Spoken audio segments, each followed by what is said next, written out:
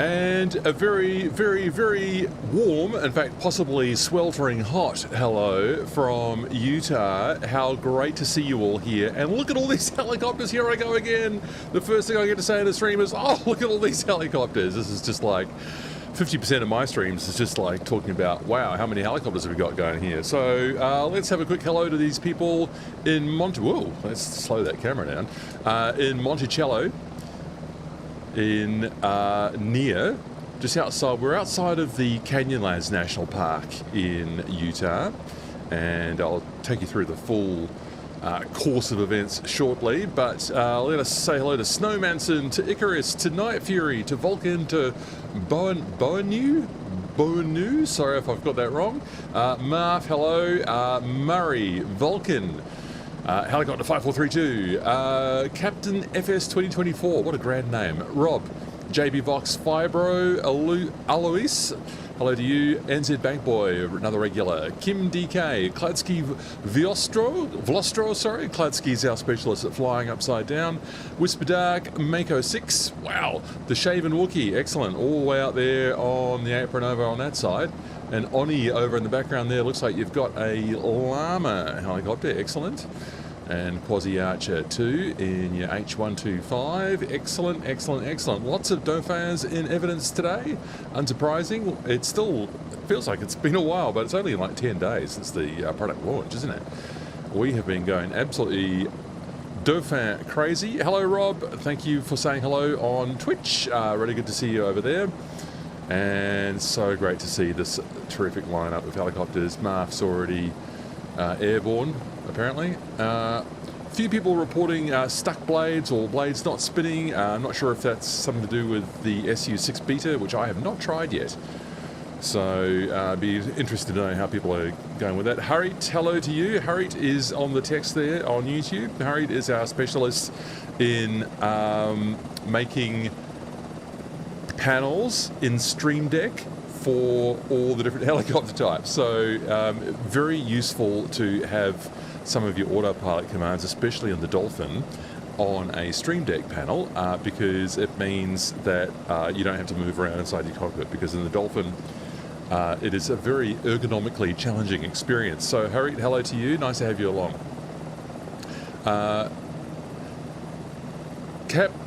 Corporal, sorry, I don't know how to say Matze, I'll just have to call you there. You can't join today, but wish everyone a great group flight. Oh, excellent. Well, thank you very much. Tiger Moth in the UK, I think, was talking about how very hot it is and how the room cannot even support the switching on of a computer. So that's a rather alarming fact. We are in very warm conditions here in Utah, as I just pass down the lane here, and here in between two Royal Navy, Night Fury and Boanu, sorry if I'm not saying your name right, is my McDermott Aviation, Australian helicopter operator and manufacturer, liveried Dauphin. So that's what I'm flying today. Right, let's have a look at the route then. There it is. We are here in Monticello. You saw, I think, maybe that wind farm over there with all the... thanks for the follow, Billy Five Bellies. Great to have you along.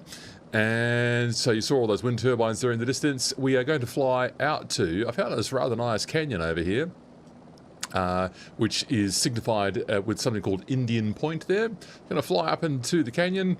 We are going to proceed over the visitor centre here and get into Canyonlands National Park itself. We'll be following the Colorado River in all its spectacular glory, and we will then enter... I'll just get Fibro to mute yourself, please, there on the Discord chat, will be great. And you will proceed up the Colorado River, yes, and into Arches National Park. And there's lots of arches for some sort of fun helicopter adventures, landing on things that we're not supposed to land on and flying underneath them as well. So that is on the cards for later in the flight, and then we'll be rejoining the Colorado River to get ourselves up to Grand Junction, Colorado. So that is the plan, and that should take us about 2 hours to do, as it normally does. So if I've done my flight plan right. My main flight plan drama this time was the fact that I exported it not in FS 2024, but in FS 2004 format. And no one could operate the flight plan, which wasn't very convenient because we're not using FS 2004 anymore.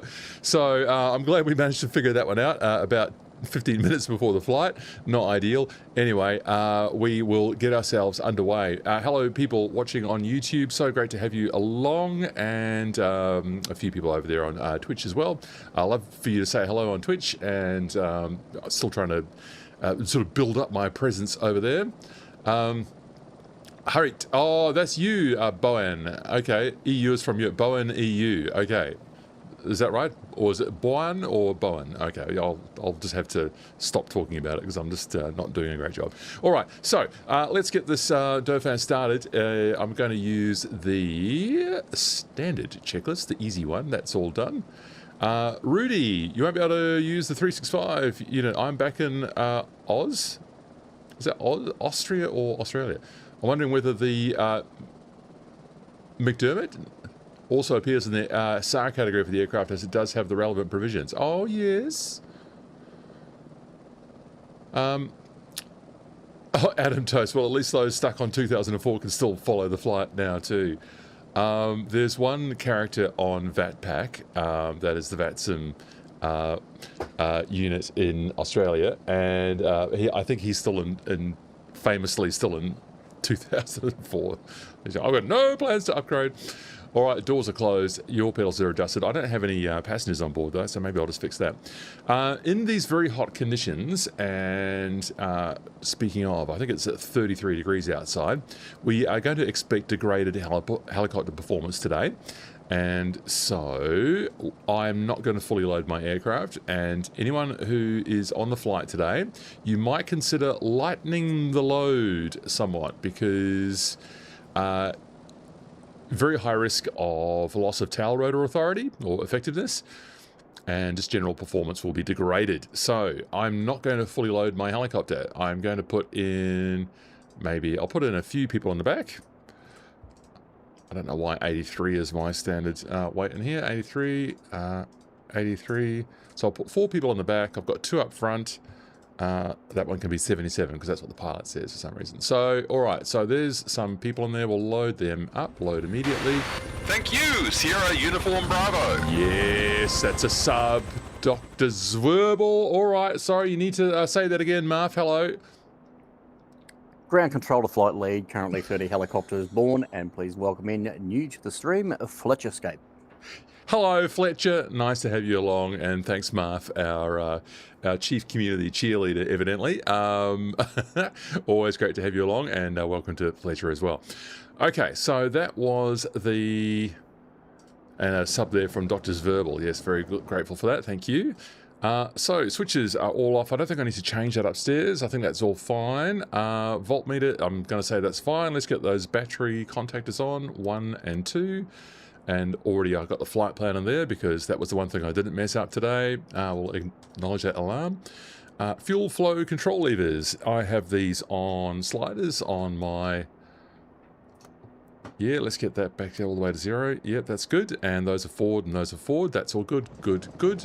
Oral alarm system, we'll have that on and then it will get switched off.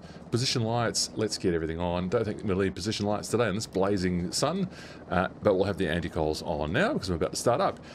Indicator light test, let's just run the panel here. How are people finding the Dauphin, by the way? So let me know in the chat.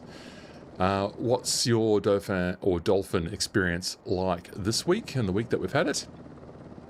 I'm still haven't actually finished my detailed review. Maybe it's a little bit too detailed, but I hope to have that done maybe possibly today. So I just have to do the intro and the outro. Space Cadet, good news for Xbox people. Sim Update 6 brings back Wake Turbulence Disable. Because they made it a little bit too strong. And Space Cadet, you're running the beta. Space Cadet, can you see us? Because I'm not in the beta. Do we still connect across beta and live versions? Do we still all see each other? Yeah, I'm in the beta. Oh, okay. And Whisper, I see you and you see me, yeah? Yes. That's really great. I've always sort of made a point of always running it in the live version because when we do group flights, because I don't want to sort of risk having, people excluded. I kind of feel that maybe in an earlier beta that we were on a separate stream or something and we weren't able to connect. So maybe this one is different somehow. So that's interesting. So remove those switches. Let's get that landing gear switch down and not up because that would be embarrassing. Altimeter is done. Or altimeter even. Booster pumps. Let's get those fuel on. 1, 2, 3, and 4. And we see that we've got fuel pressure up here. That's great. And booster pumps, yes. Parking brake. That's parking brake is on. Starting engine 1. Okay, well, I think I can take it from here. So I have now, I think very smartly, have got I've made a new 3-way switch here. Well, I haven't made a new switch. It was here before. I just wasn't using it for anything. So it's 3-way. So in the middle is nothing. And 1 is going to start engine 1. I'm going to start engine 2 today first. So engine 2 starter. There it comes. And we're going to wait on the fuel for 12%. There it is. Have some fuel. Let's have a bit more volume out of that. That looks better.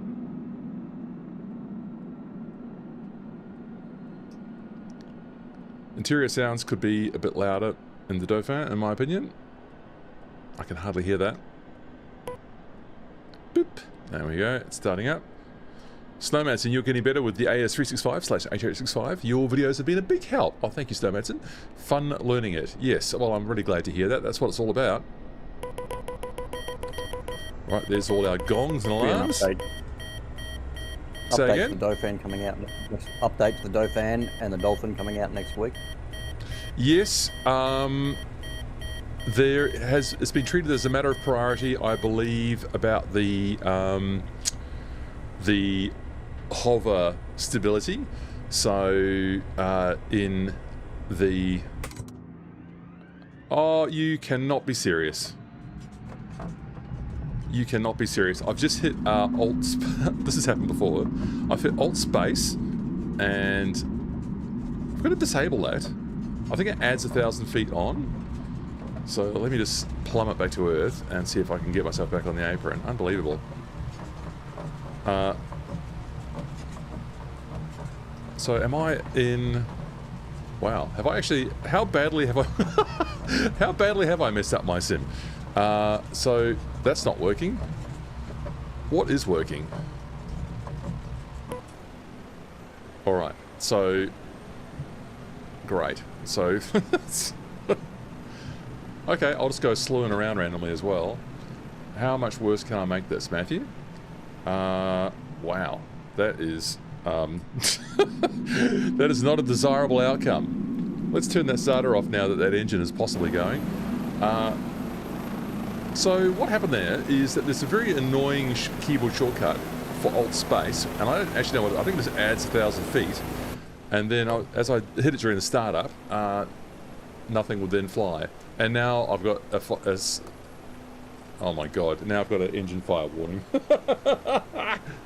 Is there a clear all damage in the Dauphin? I've not had to try this before. No, you've got to You have to restart.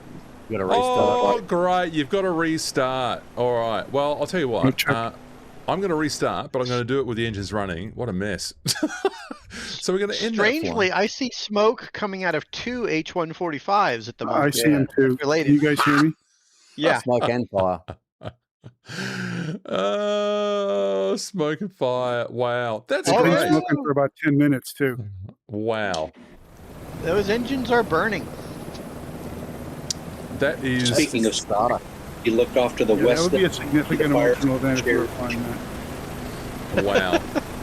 Wow, wow, wow. Okay, so we're going to be using a little bit of Control E here in just a moment because that was such a mess. So let me just get on board here, get that in here. No, why does it always go to a strange view that I don't want? Control E. And the other thing I'll have to do is just get this GPS going again. Or in a word, apparently as Bonnie has just said, oops. Yes, go ahead, Whisper. I say the variables that define helicopter or any aircraft in this game have to be scoped just right so that they apply to your aircraft and not any other similar aircraft nearby in multiplayer. So it's not hard for a developer to mess up these variables, and a failure on one aircraft applies to the next one over at the same time. What fun. The fact that we have to be software engineers to fly these things is sad. That's all I'm saying. Hey, I'm already a software engineer, and I still learn to fly. He's a software engineer about to and a say. sim pilot, and at least I've now got that going. So, wow, that was a complete mess. So I don't see any helicopters on fire yet because I think I have again temporarily disabled the hype performance group add-ons, just because I've been a bit suspicious about their memory use. I don't think pitot is going to be required today, but I'll just turn them on to get rid of that warning. Engine 2 might still be starting up. That was interesting. So my warning panel is now clear. Autopilot is on, allegedly. Parking brake is off. All right. So what's our wind doing, people? And have I also messed up my stream flight indicator and all of that shenanigan, as Oni has just correctly described it? We've got winds coming directly from the north at 12 knots. Interesting. So let us get out to... We'll just do a line up on the runway, so I'll just get myself moving now. And parking brake comes off. And we'll try and centralise that stick. I've turned off hardware trim today inside the Moser software because it wasn't performing satisfactorily for me yesterday when I had a little test flight here. So I wasn't pleased with that, and I've turned off, therefore, the hardware trim out of the stick because I think it might just be a little bit too complex for its own good, trying to interact with the very interesting, I'm giving that limit because my stick is too far back, that very interesting code that Taog's Hangar's invented. So, no One hardware trim rotor today. spinning. Go ahead, Shaven Wookiee. Not one rotor is spinning on these models. So, and you're in Sim Update 6. Yeah, Okay. yeah. So that's not working. Sim Update 6 beta, we don't have Wookiee, I got spinning your rotors. moving. All the Dauphins are idle, but the 500's just rotating. I've just got In- random stuff. Some Dauphins are working, some aren't. Some helicopters are Yeah. working, some aren't. Some have got Cadets is gear working, down, some haven't. But One of the stutters are gone. H-145s was spinning, but that was the only one I could see. Yeah, one was spinning and the other one wasn't, of the H-145s. And they're both on fire. There's flames coming out the back of the 145. Wow. Two out of nice. three are on fire. That Yeah. is so great. Do any of the H-145 pilots actually want to tell us what the status of their machines are? The ones that look like they're on fire to the rest of us? My guess would be warm. Thank you, Wookie. I wonder what I wonder what the Think they reached indications the might radar. be Here to for the help. pilots themselves. Hey guys, anyone using Navigraph charts, switch over to the FAA helicopter operations and you will see a lot more ground information and data. Yeah, it's, in fact, so much that it's almost hard to see what you're doing. How are you Yeah, going you need here? to pull forming up? forward a little bit. There's not enough room. There's not enough room, Matthew. You've enticed too You've many become too helicopters along. successful. I'll go up to you. You're too, once again, too successful for your own good. I'm going to go right up to the next taxiway, and that'll give everyone else room to move along here. There we go. That does I have look to very say, impressive. rolling is nice. It is very, you feel quite accomplished, don't you? I do like that feeling on VATSIM where they, if you're in a helicopter and they go, oh, can you hover taxi or air taxi over there? It's like, this thing's got wheels. I'm going to ground taxi it. Even though it's slower. But you feel very accomplished. So, Andrew, H145s are not showing as on fire from the H145 perspective. Well, that's good, I guess. That's great. That's great. So nothing's working as expected, but but the one thing that is working as expected is that it's blazingly hot, 33 degrees on the ground in Monticello, Utah. Oh, look at you all. Is there still not enough room back there? That is amazing. Okay, I'm going further forward. There's not going to be any runway left. That is brilliant. That is absolutely brilliant. I will come further forward. Wow, Well, that's a that's sight. Well, that's interesting. I see rotors spinning on Space Cadet's Dolphin. Oh, it's the only one I see. Mr. Dark's got rotors spinning. All right, Mickey's got so rotors spinning. the variables are just slow to sync up. Yeah.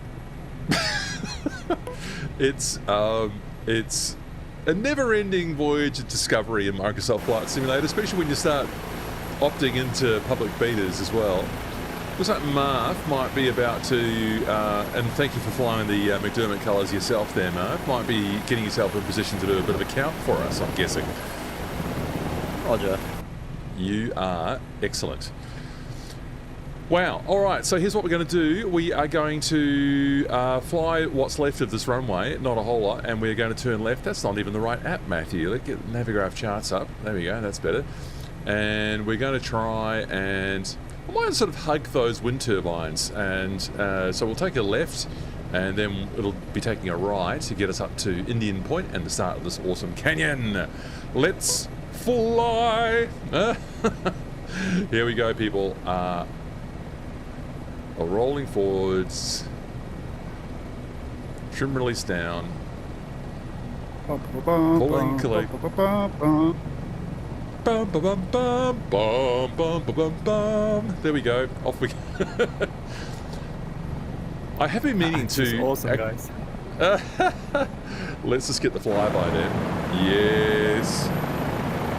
That is absolutely... There's your ride of the Valkyries right there. Yes! Alright, maybe I'll have to concentrate on flying for a moment. It is very satisfying indeed being joined by such an excellent flight of brilliant helicopters. So here comes this gentle turn to the left. Yes, look at you all swarming away here. Oh, I love that. Alright, maybe not quite as gentle as what I'd hoped. 60 knots. Get the wind turbines on my left.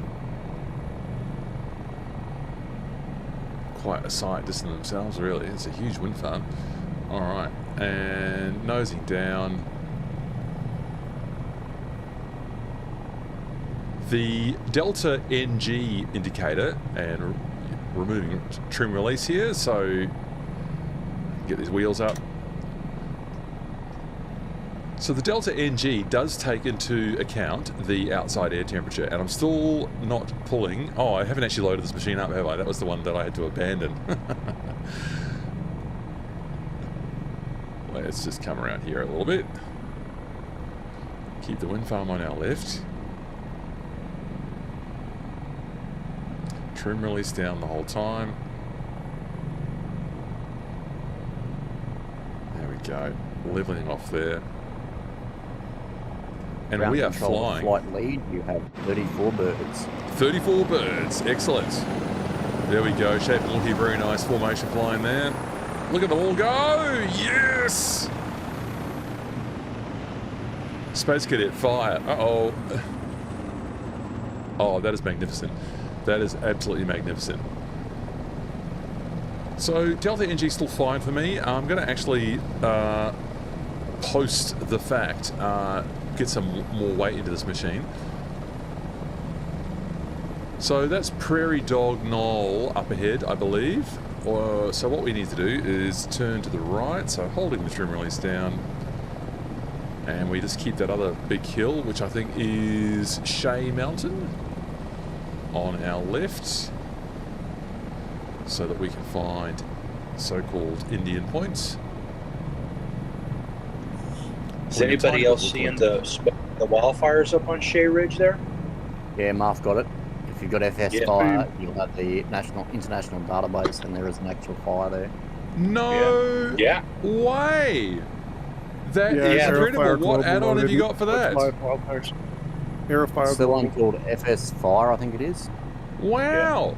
With actual, like, from a international database of fires, and it puts them into the sim for you. That's amazing. Or Screenshot, please. You get that into the screenshots channel at once. And you can fight them with firefighting aircraft too. That is brilliant. I was aware of that. I didn't realize it actually pulls real life fires. I think that's brilliant. Well, Yeah, although I've never been able to affect them with firefighting. I've dropped on them. I've never been able to affect them because they're I suspect that's because when you're doing it in the simulator, you're not actually extinguishing it in real life. Right. That's just a guess. That's just a guess. A wild guess, though. Tried simulator. It was shockingly ineffective.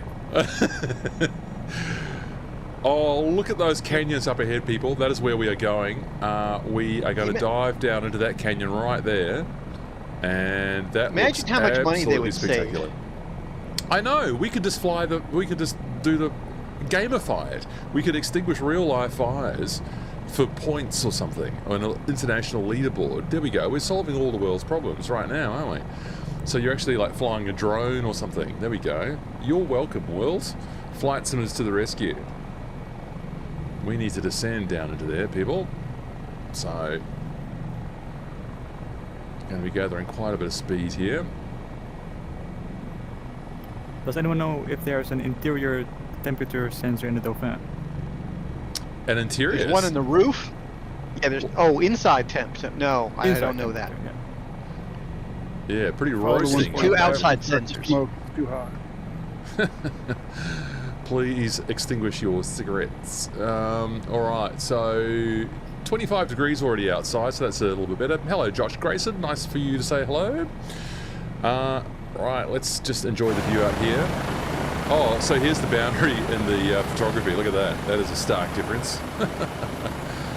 So this is Indian Point that we just passed over right here, and I'm far too high for this canyon. I need to dive down substantially more. Well, I'm going down at 2,000 feet a minute. I'm going to lower a little bit more collective. The canyon is still at 7,500 feet. Yeah, we took off at a very high field elevation. And 7,000. 7,000, that's right. So we are I couldn't in keep up with you in the 500. You can't keep up with the 500? You were pulling ahead. I had to drop, but at that altitude you were at, I couldn't keep up. Okay. All right. I mean, that's fine. It's just hot and heavy. That's all.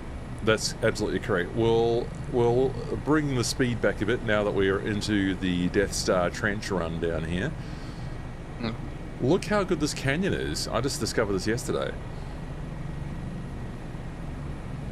So this appears to be with the new photography that, well, we saw the very harsh boundary of it a couple of moments ago. It's quite a lot larger than the national parks too. There's a nice thread on the official forums.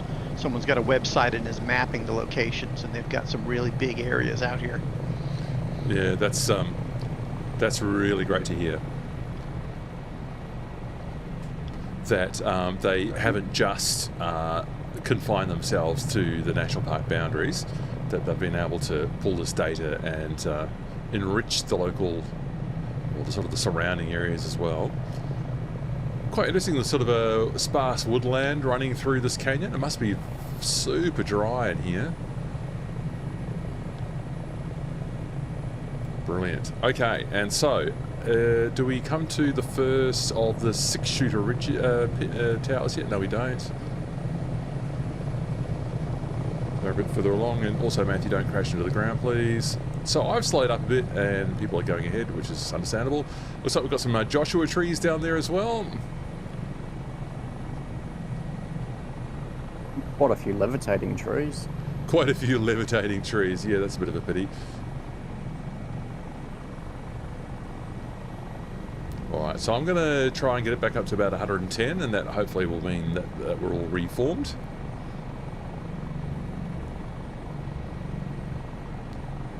That's really good. I'm so happy that we've got those sound issues sorted out with the help of our excellent community. Excellent community effort, putting out a patch so that when things like the Cowan helicopters or their sort of prototype sound, multiplayer sound parent, which was the R44, sorry, the default R66.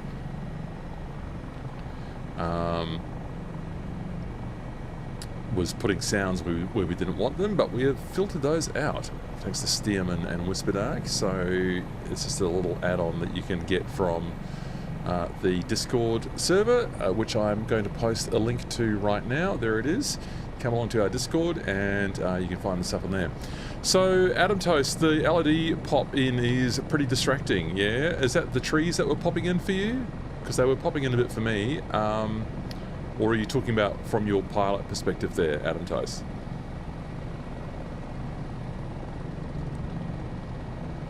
There we go. Oh, I can see those 6-shooter towers now. You can increase your LOD to stop it. Yes, I run mine very conservatively because I don't like it when my stream falls apart, so, and neither does my audience. So rather than risk having the stream sort of fall over, I tend to run it pretty conservatively. I think I've got my LOD on 80 or 100. That's my object level of detail, I should say. 100. Let's get it to about 110. Adam Toast, yeah, the bushes that were popping in as I was flying over them. All right.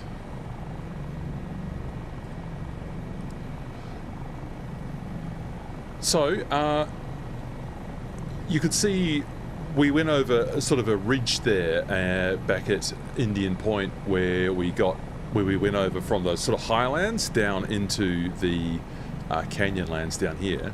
So I've got 5,500 feet on, so we actually have descended 1,500 feet already from the town, Monticello. So we are very much in the Canyonlands now, if not the actual national park just yet. Question from Manic Miner. Hi Matthew, hi.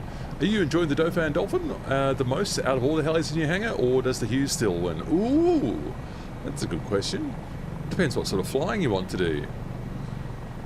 I'm loving taking the Dauphin on a stream because with the the attitude hold function, I can just sort of point and it'll fly itself. We're spreading these 2 pyramid peaks. Say that again, please, Wookie. We spreading these pyramid peaks in front of us here. We are heading for the South and North Sixshooter Peaks. So, early cowboys thought that these were like revolvers pointing upwards. I think a little bit of imagination might have been used there. Maybe just the very Moonshine. bit of the old moonshine, perhaps. Maybe the very, very peaks of them. So yeah, these are buttes that are made, so I am told, of Wingate sandstone, which is what helps to form these sheer vertical cliffs that are going to be a significant part of our journey today. So people actually climb these things, which actually kind of terrifies me. Imagine going up. Do you know what? I can just about imagine that one in front of me. Where's my binoculars? There we go. I can just imagine how that one might be viewed as a revolver pointing upwards. This one, however, I'm not so sure. Bit of the old imagination at play there. Let's enjoy Left the view. that light maker.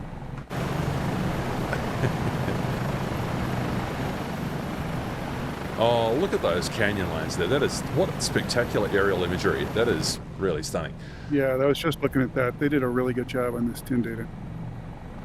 Yeah, they sure did. 100% agreed on that one. Wookies, let's just come over and have a look at this other 6-shooter peak.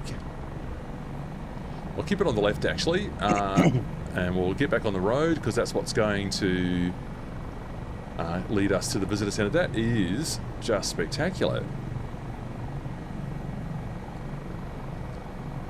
Even better if you have displacement turned on. Yes, Oh, yeah. I think I've got displacement mapping turned on myself, so I do leave that one on, but I am a little bit conservative with some of the other graphics details. So we just dive down here and meet the road, and I'll just enjoy the rear view as well. Look at that! Yes, that's absolutely magnificent. Oh, Oh, Golden Gamer's back. Hello. Hello, Golden Gamer. Nice to see you along. Oh, you've even apologised for not being in. We missed you. So we are the next ICAO. Where if you aim for that one that I've got on my screen now, in fact, I might just type it into the chat. KUHVC is the next waypoint. So you could spawn in there. Is that actually correct, or is that?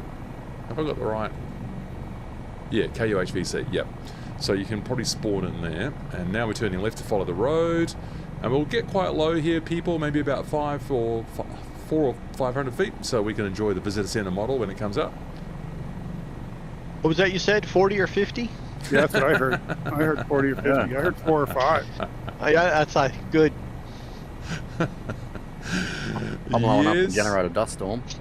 Yes, nice dust storm. That's what's required. It wouldn't take much looking at this dry landscape. I will keep my wheels off the roof of the truck right in front of me. Yes, there you go. Look at Shaven Wookie there. I'll just enjoy the binocular view. Yeah, it's looking a little bit highway chase, isn't it? Oh, actually, don't descend right onto it, Matthew. There we go. That's better. 120 knots. So I haven't... Capifly, not sure what's more stunning, Taog's Dauphin or the surrounding scenery. Yeah, great point. The surrounding scenery is pretty special today. The dry interior of the United States of America, celebrating World Update 22. You passed some deer. Do they have? I think he's confused. Do they have deer in? I think they do. Canyonlands National Park. It looks a little bit dry, but it would be good sort of kangaroo territory if this were another continent.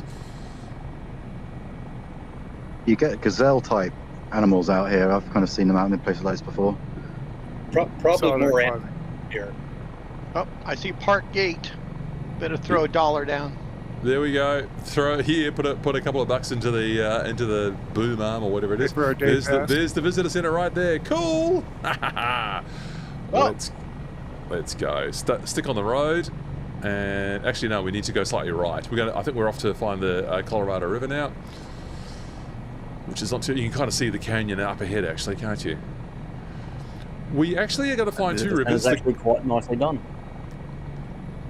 Yeah, so we didn't really didn't give it much service there, did we? We've got quite a few stops coming up, so that's why I'm just rushing over these initial ones. I've missed a few comments here.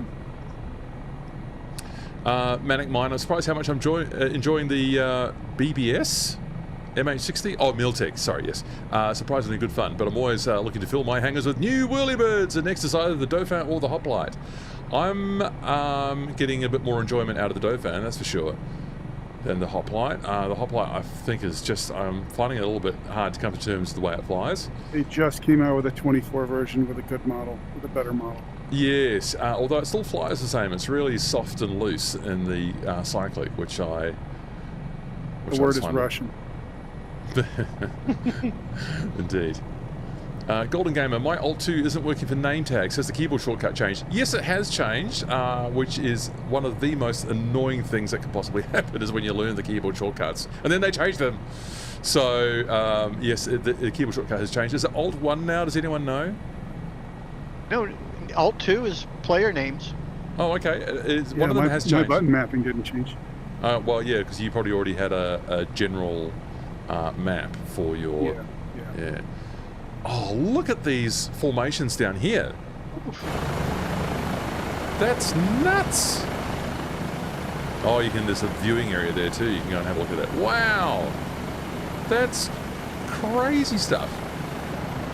How did they do this? Do we have a landing point somewhere up ahead so I can turn on displacement? Yes, we've got a landing coming up soon. Yes, I'm just not taking these early landing points just because we've got so much more coming up later on. So we are coming up to the confluence of the Green River with the Colorado River. Oh, so those are the Needles. This is the Needles district. That's right. Okay, so yeah, known for those multicoloured sandstone spires, like a field of stone needles. Been inhabited for over 2,000 years. So here comes the river, and you got to make sure you choose the right river here, people. So we're going to be taking a hard right. The confluence of the rivers here, where they meet, the Green River is actually longer than the Colorado River. Oh, this landscape is absolutely crazy. Oh, Golden Gamer, Alt 1 did work. Yes, good. So I remember someone mentioning that in the flight before. So, yeah, so good. So if you'd already had a config made which had Alt 2 in it, then that'll retain. But if you're still using any of the defaults, it will be the new one. Okay, here come the rivers. So we're in the confluence here. So up ahead, I'm just starting to do the right turn. So Colorado River we're going to stay right, and that's the Green River flowing in there. And as I said, the Green River at this point is longer than the Colorado River. So maybe they should have called it the Green River. Here we are in the beautiful Colorado River, which of course forms the Grand Canyon as well, further downstream. We have flown there before. And look at these strata in on your left, the cliffs. That is absolutely magnificent. The detail here and the water. I remember Jörg Neumann talking about how they have made some effort to make sure that the water It shows. It looks a lot better. Yeah, that the water effect follows the imagery better, and you can really see that now. It was a bit embarrassing in those early 2024 demos where it was a bit off, and that's looking really nice. Really impressive. The Grand Canyon would like a word. Although they probably fixed that one too, didn't they? Because they did Grand Canyon in the pack. Yeah, true. I've not been back to Grand Canyon since they have redone that. So, yeah. So I imagine it might have been given some of this treatment as well.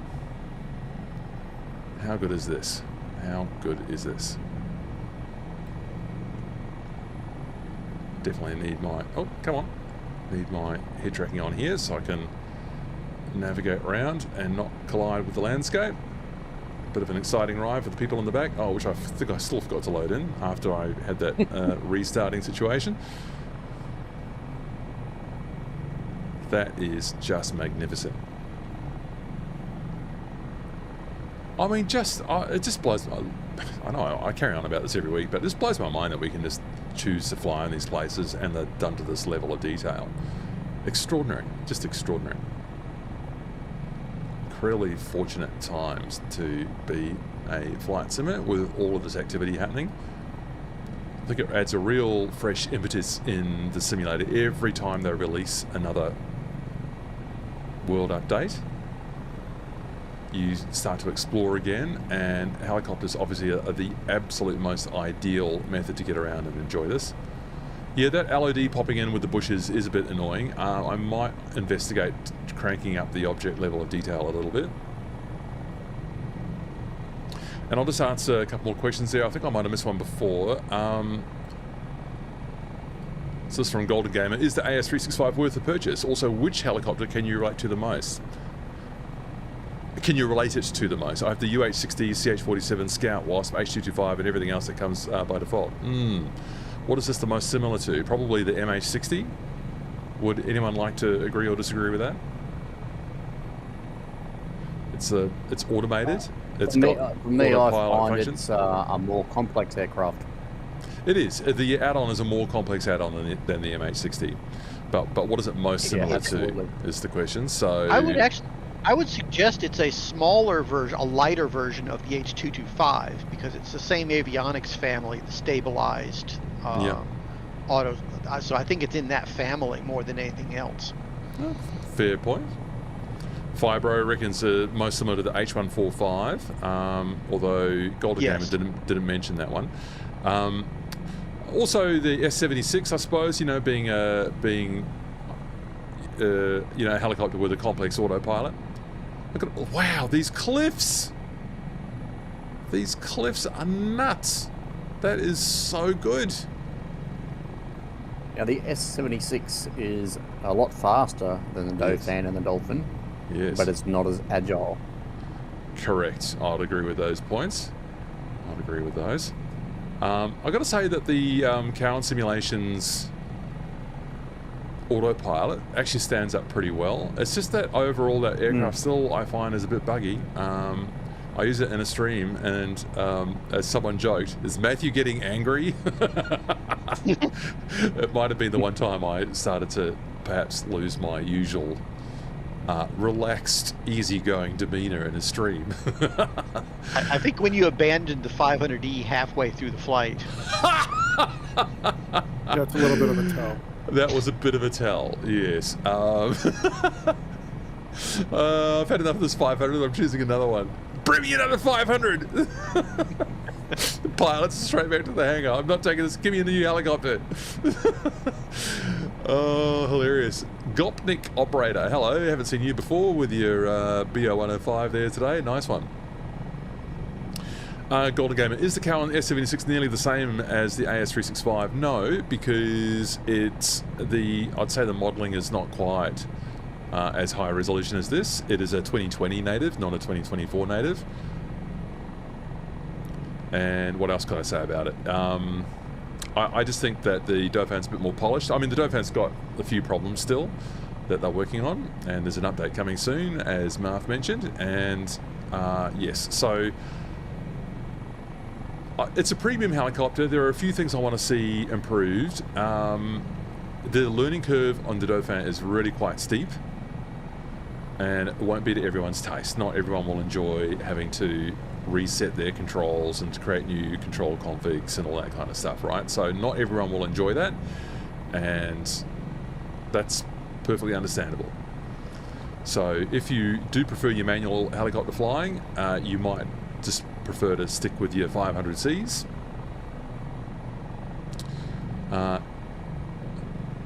Once you get this thing going, like I have now, it does fly beautifully.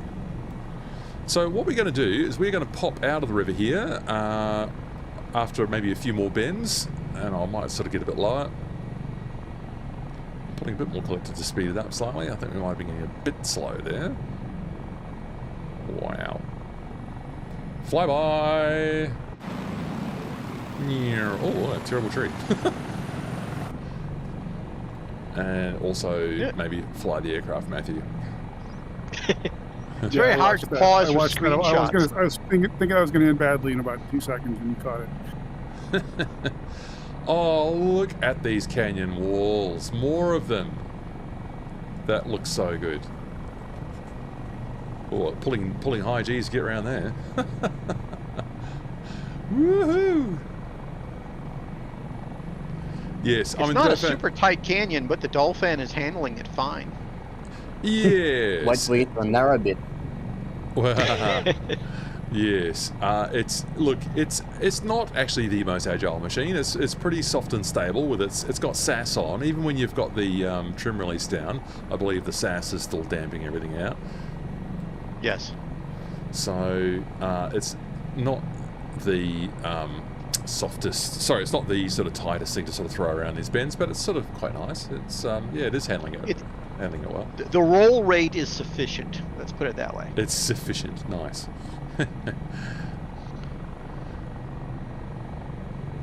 Excellent stuff. All right, so we are going to pop out. Oh, we can go a little bit longer on here. No, we can stick in here a little bit longer. So we've got a little opportunity to stop at something called Airport Tower. You can understand why I wasn't going to let that one pass. Airport Tower is where we are going to go after this. Oh, someone flying an acrobatic aircraft there. Who's that now? Viney Hawk. Huh? Excellent. I always laugh at the thought of someone who isn't in our crew running into us, going, "What the hell is going on? Where did all these helicopters come from? Who invited those rotary winged pilots?" This is gorgeous. It's like an oasis down here, isn't it? This is just magical. And the light on those vertical cliffs over there on the left. Wow. Unceasingly amazing and beautiful Microsoft Flight Simulator 2024. Far out. Just incredible stuff. And you put 1,500 feet above these cliffs, they look awesome. Yeah, well, let's start to do that. So let me just look at this map again. Yeah, okay, do you know what? I think let's take Marv's advice there. And after I do this next bend here, I'm going to start lifting up, and airport tower should be pretty much in front of us. Is that, in fact, right there? It looks like it is. Because you get incredible kind of shifting, you see all the shifting landscapes, don't you, when you're a little bit higher? Mako depart left, heading 300. Will do. There you go. Air traffic control, friendly air traffic control on hand to help direct everyone. That is airport tower directly ahead of me. It's got a nice flat top. It's not huge, so I don't know if we'll get everyone onto it, but we'll have a red hot go.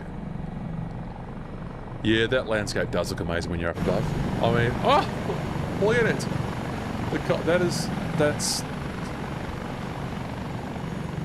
That is stunning. It is just stunning. All those excellent helicopter pilots down there as well. Wow. Whew. Beautiful stuff.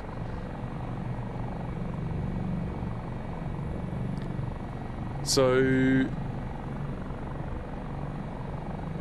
yes, this is part of the Moses and Zeus towers, which I think, are they just behind it, are they?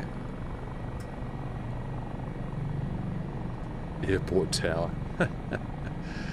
Okay, so I am going to lower collective and lift nose. Speed would start to wash off. And I will get the wheels down at about 80. Here comes our blade slap. It's 5,000 feet, so VRS is a thing.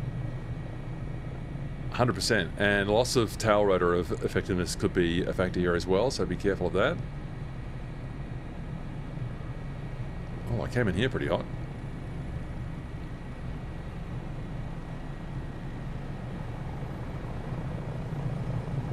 It is solid. Yeah, I find the sort of the actual scenery does tend to be solid, don't you reckon? Like the actual... Oh, sometimes the very fine ones can be a bit hit and miss, can't they? Alright, let's just find... I'll see if that ledge over there will take the Dauphin nicely.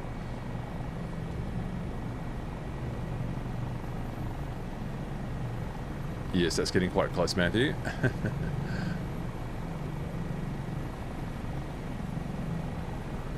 I've been practicing with oil rigs. This looks easy. It's a little bit more space than an oil rig, isn't it? Bunch of bees on a rotting pear. Hornets all over it. What an image. A bunch of hornets on a rotting pear. Thank you for that, Shaven Wookie. Oh dear. Hey, that was actually a pretty good landing, apart from the fact that I'm now sliding down it. What if I just try to get actually up onto here a bit more? I think I might have just cut that a little bit too fine. Alright, is the left wheel on something? No, the left wheel is not solid, so I'll have to...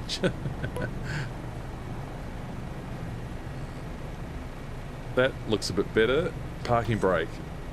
Alright, I think I'm down. Oh, yes. Oh, yes. Make sure that park brake's on. Yeah, the parking brake will be required. Oh, look at that. Welcome, pilots, to Airport Tower. That is so good. And I think we can probably get all the helicopters on that. That's brilliant. That is just... That is crazy. I like what I see. Thanks for that. Anything's an airport if you're brave enough. Anything's an airport if you're brave enough. This is TPHI. That was a really nice approach. There you go. You can fly like a maniac and still approach, perform a nice approach. By a maniac, I mean us landing on Airport Tower up here. Piloto, hi to you from Brazil. Nice to see you along. Oh, Golden Gamer, that was you in the stunt plane. Excellent. The white rune trail below, you can travel on that also. Very good. All right, so what are we doing here? We are proceeding northeast.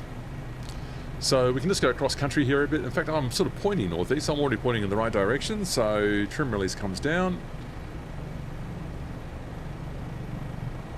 And we just level off there. And I'll just edge out this way a little bit here so as not to collide with anyone.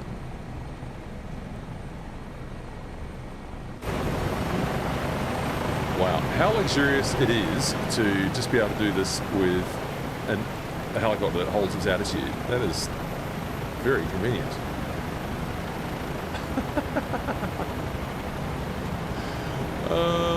Airport Tower. Bye, Airport Tower. That was fun. Oh, nuts. Just nuts. Wow, check out this sharp cliff up ahead here. That's is that another... What, does that one have a name?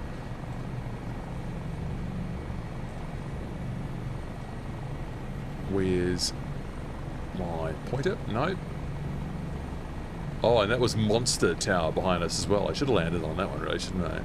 I just found it very hard to resist not landing on something called Airport Tower.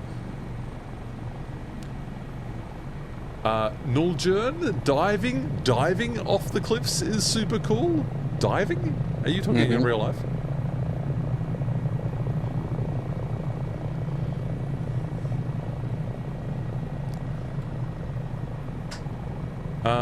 Golden Gamer, is a gyrocopter alright to fly? It may be a bit weird and wacky plane, or do you prefer I stick to rotary? You can fly whatever you want. It's quite fun. What's quite fun? The gyrocopter. Oh, yeah. Yeah, it's shockingly fun. It's You should do a dedicated embarrassingly stream fun. for that one day. It's the moped of helicopters. It's really fun. Well, if I do an alternative stream one day, do you know what? I thought it was really cool when it was announced that gyrocopters were part of MSFS 2024. It's just that I've just not got round to trying them yet, and it's been with us almost 2 years, hasn't it? The simulator. Oh, for shame. Oh, in the sim says Nuljern or Nuljern. Sorry if I've got your name wrong. Space Cadet, sorry to anyone I crashed into on the tower. That's all part of a Let's Fly live stream experience, isn't it? No need to apologise. So we can just go cross country here. We'll dive back down into the river much later on, so we'll have another river run later. Oh, this rocky landscape is extraordinary.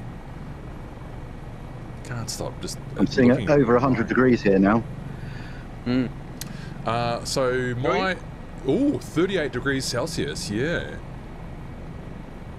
38 Celsius. That is something, all right. Just another day in Brisbane. Settle down. It's yes. Well, in Melbourne, we typically summer we might have a couple of days to get up to that hot, a few days maybe. So we get a very hot northerly that comes off the deserts in Australia. It blows down these hot, gusty northerlies into the south of Australia. That's where our bushfire weather comes from as well. Can be pretty scary Everything in stuff. Australia is deadly, including the air itself. Including the temperature of the air. That's right. It's amazing that I managed to brave all of the snakes, spiders, platypuses, and hot air to actually do these streams every week, isn't it, Shaven Wookie? Forgot about the drop bears. The drop bears, yeah. No, we don't joke about drop bears. That's a serious matter. All right. So you will notice that there is an interesting formation on the horizon up ahead. I'll tell you about that in a moment. This is just...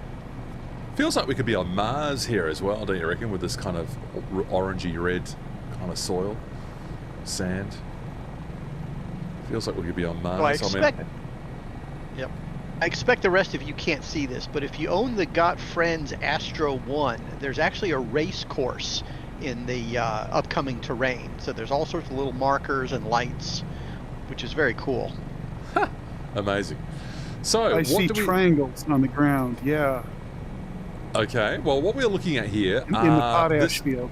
This exactly. This is a potash mining operation, which is something that I didn't know that I was going to find in Microsoft Flight Simulator. Notice the incredible colours of these ponds. So I think the way this works is they actually, so potash they use in fertilizers, right? So they pump water underground into like salty deposits underground, and I think it pushes up the minerals higher up, which you then evaporate here in the sun.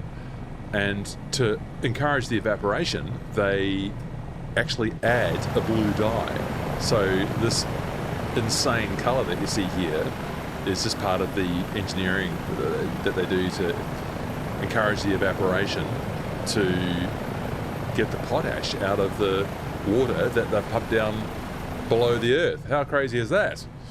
In the middle of Utah. That looks completely unreal, isn't it, there? Oh, we have to come back here and time trial this course. This If you land on any of those ridge lines, sort of 300 degrees from all of us, and look back, it's an amazing picture. Well, you're just going to have to use your rear view camera because we haven't even got to any of the arches yet. Sorry if I'm not giving Canyonlands its due respect. We've got too many other good sights to see as well. Viney Hawk seems to now be in a eVTOL. Wonder how long your battery's going to last on that.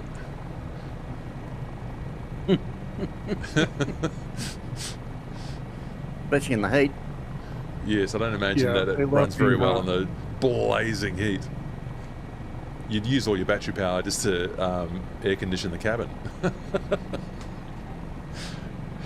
Oh dear. So there is a unmarked airfield on this location as well, Matt. Oh yeah, and you can see some rail yards here as well, and some satellite imagery trains. Oh, so good. So good.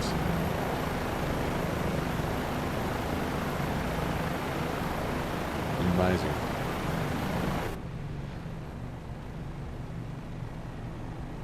I've got infinite fuel, so it won't run out. Oh yeah. That's Golden Game or Viney Hook, but the heat will destroy it. Yeah, especially with the AC. Oh dear. Yeah, so we just found the railway line there, and there's a tunnel. I don't know that it's modelled, and that's kind of where we're going to meet our first arch. It's the Corona Arch, one of the largest natural arches in Utah. We're coming up next in our Let's Fly live stream.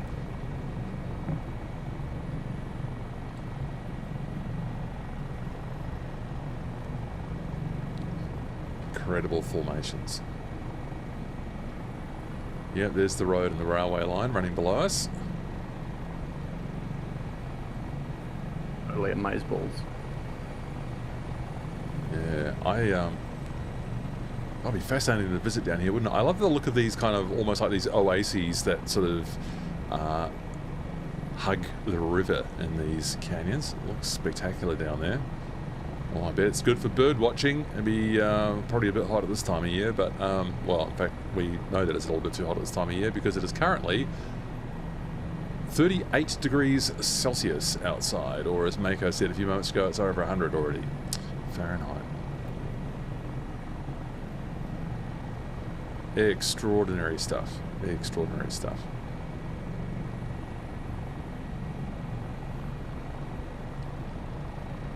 Kludsky, I haven't seen too much upside down flying from you today. Not that I'm encouraging it in the Dauphin. It might be a bit easier to stay upright. You're not on a BO 105 today.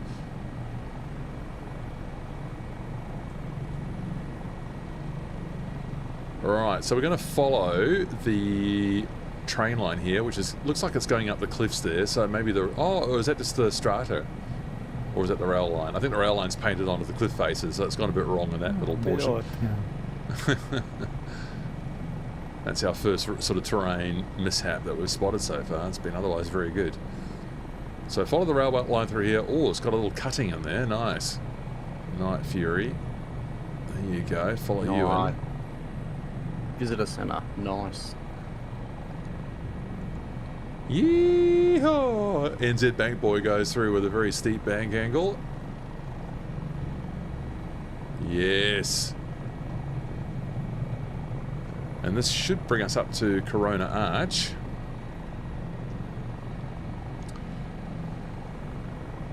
Yeah, NZ Bank Boy's definitely got the right method there. Hooning along at 50 feet above ground level, by the look of it.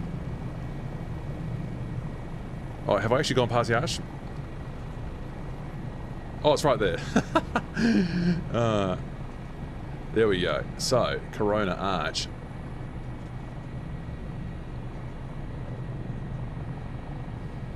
Oh, so half the crew has just passed it. Everyone turn around. I have not set this up very well. I've not set this up very well, and then I crashed it. All right, so let's all try and go through. If you want to go through that arch, you just go through all in the same direction. So maybe sort of the one that I just attempted but failed. Okay, no. Who was that in blue there? Snowmanson. All right, no. Let's go from south to north, like Platy right now. South to north. Now you tell me. Yeah, sorry. That was disorganized. I just saw some deer running through. Yeah, I've seen deer too. Or antelope of some flavor. Desert antelope. Some flavor. Of some flavor. Yes. Yeah, venison flavor. Oh, dear. These are already probably made into jerky, though, to be honest. Yeah, it'd be pretty dry. All right, you're doing a very good job, pilots, getting through here. Except for me. At least I got through that time. I just didn't set it up very well the first time. I'm following the llama. Who's in the llama? Someone's doing it upside down. I'm just following Oni through. So we've got a nice little whirlpool going here again. We had a whirlpool last week in that Grand Prismatic Spring, and this week our. Oh, I'll go tell you want to go through in the Chinook, do you? Okay, yeah, that's going to work out well. Let's have a look. Let's have a look. It's a bold move, Cotton. Let's see if it works out for us. It worked. In fact, it was me who I was just so obsessed with the Chinook I wasn't watching, and that's me who's messed it up.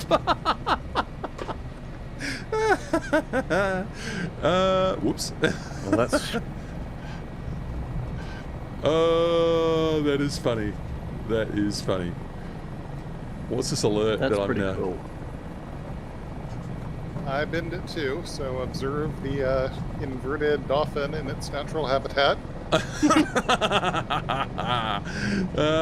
Do not approach it with sudden movements. It's just afraid of you as you are of it.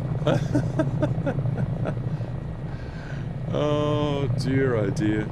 Oh, am I getting the right idea? That's a great spot here.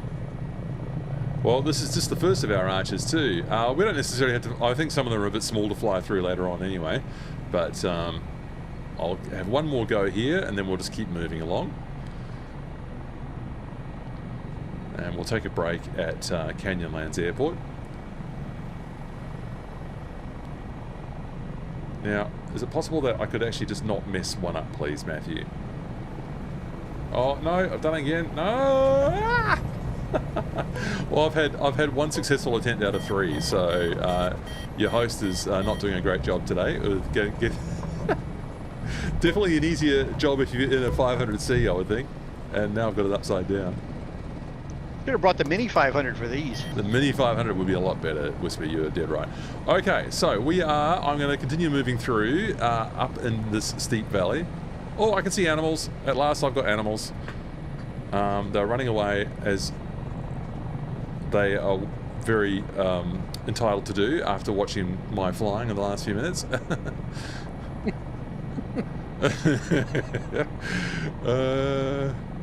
I'm going to have to address my fuel situation in a moment because it is not good.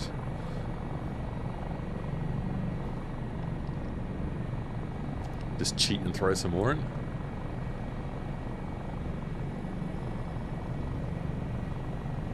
Oh, A53 Platy, that's not a good look.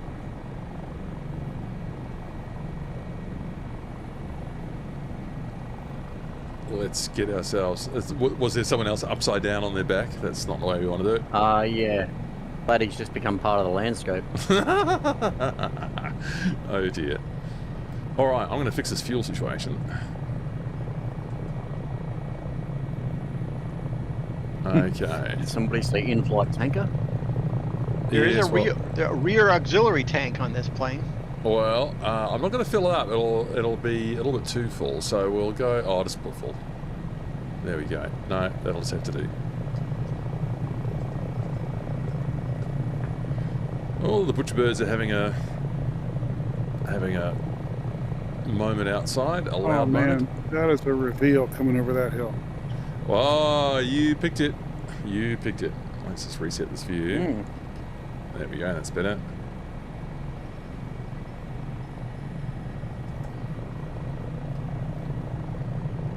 Yes, my Dauphin's feeling a bit sorry for itself after being thrown around upside down onto the landscape over there. A little bit more power, Matthew. Sorry, it's just going a bit slow at the moment. Man, the details are so good on this new model. You can read the side of the buses. The visitor center parking lot looks real. Pretty amazing, eh? Yeah, it's incredible. If you jump out of your aircraft and go in there and have a look, you'll see a couple of deer statues and some very clear information billboards and posters. Are you serious? Wow, I didn't realize I'd gone to that. I didn't actually get out. I did a little test I flight believe yesterday. it. Looking at this, I totally believe it.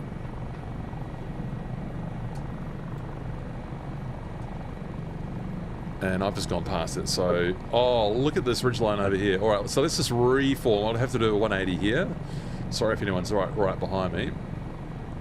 Slightly disorganized flying. Oh. I missed the visitor center. Now I see it. Yeah, so we'll try and get down to the visitor center and then we'll reform and get ourselves reorganized. It all sort of fell apart a bit at Corona Arch for some reason. Oh dear. Yeah, that is a reveal coming over there. That is just stunning. Just stunning. On those statues, Wookie? Yeah, I'm in VR. I had to grab my controllers. Yeah, I'm about to take a walk.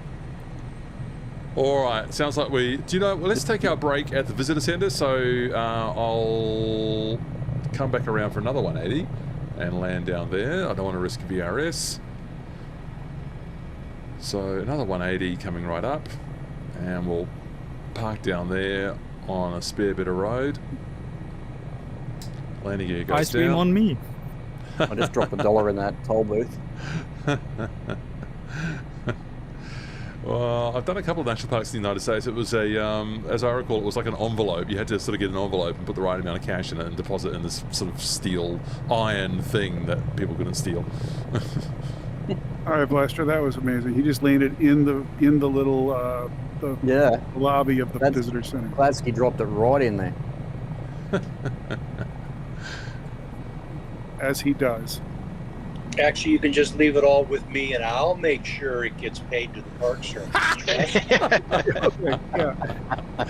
There you go. There you go. The community service here, it really is quite something, isn't it? It's impressive stuff in the Let's Fly community. If anyone's dropping $1, it's going to be to me in the form of a super thanks, if you don't mind. Oh dear, oh dear.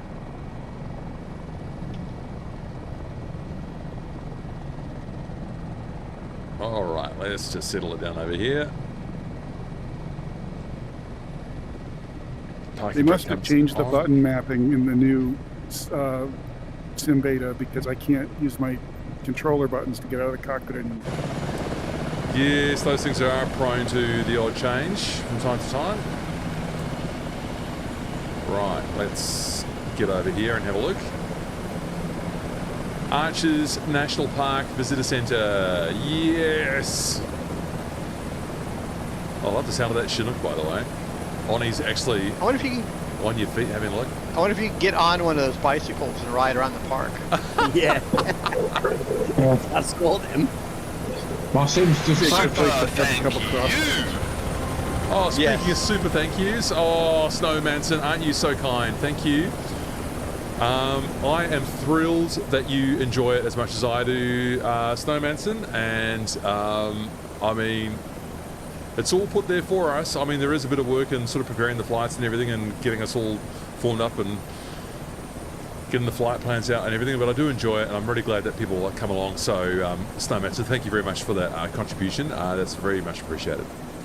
Very much appreciated. Can't get across this little wall. There's a blocker there. Just Kludsky's just like absolutely perfectly got the Dauphin in there. That's just brilliant. That's just brilliant. All right, I'm calling a 3 or 4 minute break. I'll be right back with you. Otherwise, just check your fuel level, people, and do what you need to do, and we will get flying again real soon.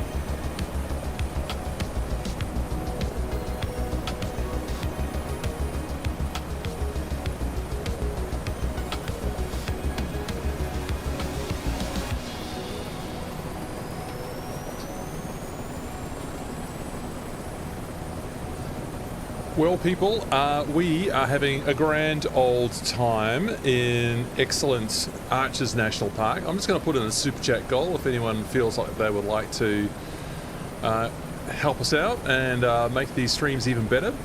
I'll put 1 hour on it. So how am I going to celebrate? I'll make a HH65 Dolphin startup video tutorial because someone requested that. There we go. And also I will use the money. the next thing I want to buy, and it's just like, because you know I'm completely out of control, you understand. The next thing I want to buy is in-ear monitors so that I could just, it's going to be a little bit easier rather than just using the big old headphones, and I'll be able to feed them off my microphone here, which is a little audio device, so that should work quite nicely. So that's my plan, and if you feel like you want to contribute to the channel and contribute to the community, the goal has been posted. So thanks for that. And Golf One Avatar, thanks for following the channel. Yeah, very happy to have you along. This visitor centre really does look very impressive. That looks very impressive. I mean, they've modelled the recycling bins. Have you got water? Oh, it's actually...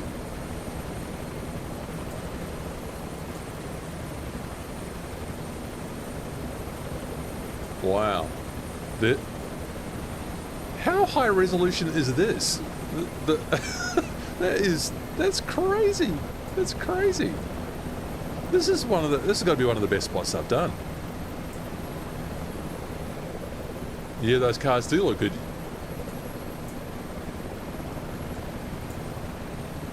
You can almost identify the make and model of some of these cars. Yeah, they are. They've improved their car models, all right, haven't they?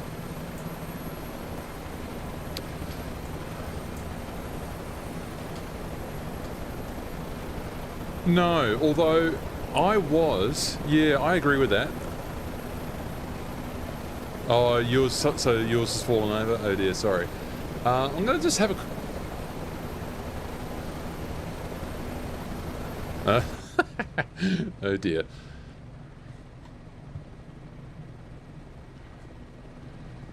Alright, I've retreated back to my helicopter. I've noticed that my RAM utilization is very high. I think actually maybe I won't bump up my object level of detail, so I think I might just maybe not do that.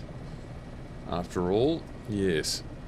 Okay, so what are we doing? We are proceeding northeast to go and find our first arch. Well, our second arch. So I am looking ahead. I filled my fuel up, so if you haven't checked your fuel level, people, do it now. Let's just get the correct scene on there. Okay, what is it? It's 39 degrees, and we've got just a gentle breeze from the north.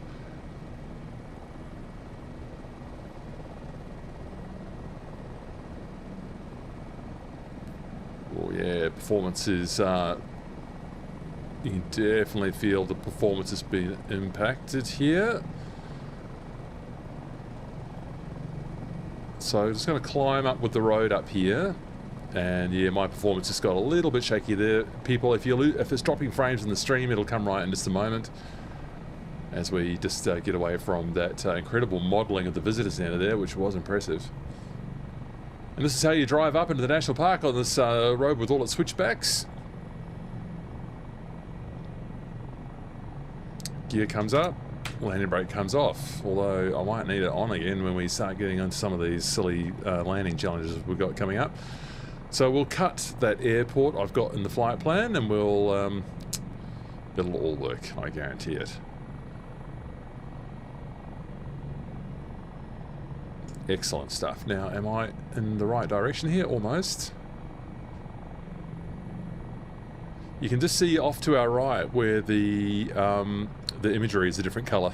A little bit unfortunate, but at least we've got very high resolution scenery where we're looking at right now, so that's a good thing. So trim release comes off. Let's get that straightened up. Don't need to climb very much. Here we are going cross country for this part, just to go and find the next formation.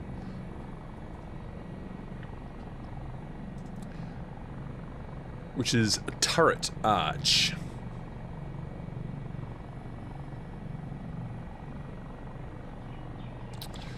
So, how do the plan has been incredibly helpful? Thank you. Oh, yeah. Look, thank you. Yes, just through popular demand, I started always posting a flight plan for each of our trips. I encourage people, of course, to fly visually and to sort of follow the pack and sort of do it that way. But, you know, it's understandable, of course, that... sorry, I'm just examining what I've got here. Oh, yeah, I was supposed to go back to the river. That's what I was supposed to do. I encourage people to fly visually, of course, but the flight plan... It helps me as well because I have a bit of a think about it in advance, and I usually do a little bit of a fly-through on the route. Nate, hello. Yes. Nate is always surprised to have missed the stream, even though it's at the same time every week. Well, it does change in the seasons, if I'm fair. And he posted it 8 hours ago. Oh, dear.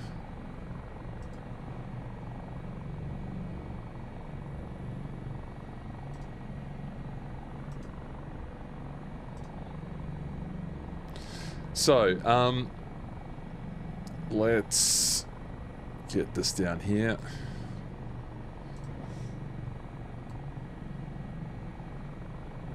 Hey, where'd you go? Are you landing, Matt? No, I'm diving down into the Colorado River again. We are off the flight plan. We are heading. Oh, don't you worry about that. Don't you worry about that. I do not put every single little point in the flight plan. So we're just going to have a little bit of Colorado River here, and that'll get us into a nice canyon to get up to the where we need to go.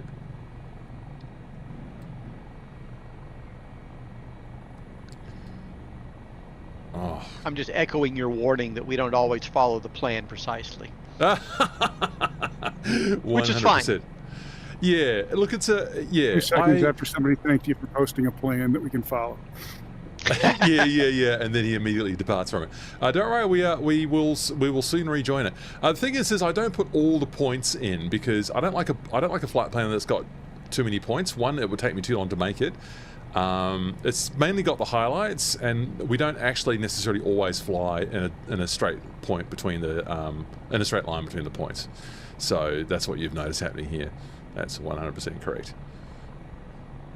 But if you get separated, it's a good guidance to get back with the group. Exactly. Yeah. Exactly. And I mean, you know, even me, it happens where I've sort of, you know, we get distracted at something like sort of falling over at Corona Arch and then having to figure out how to get back on board.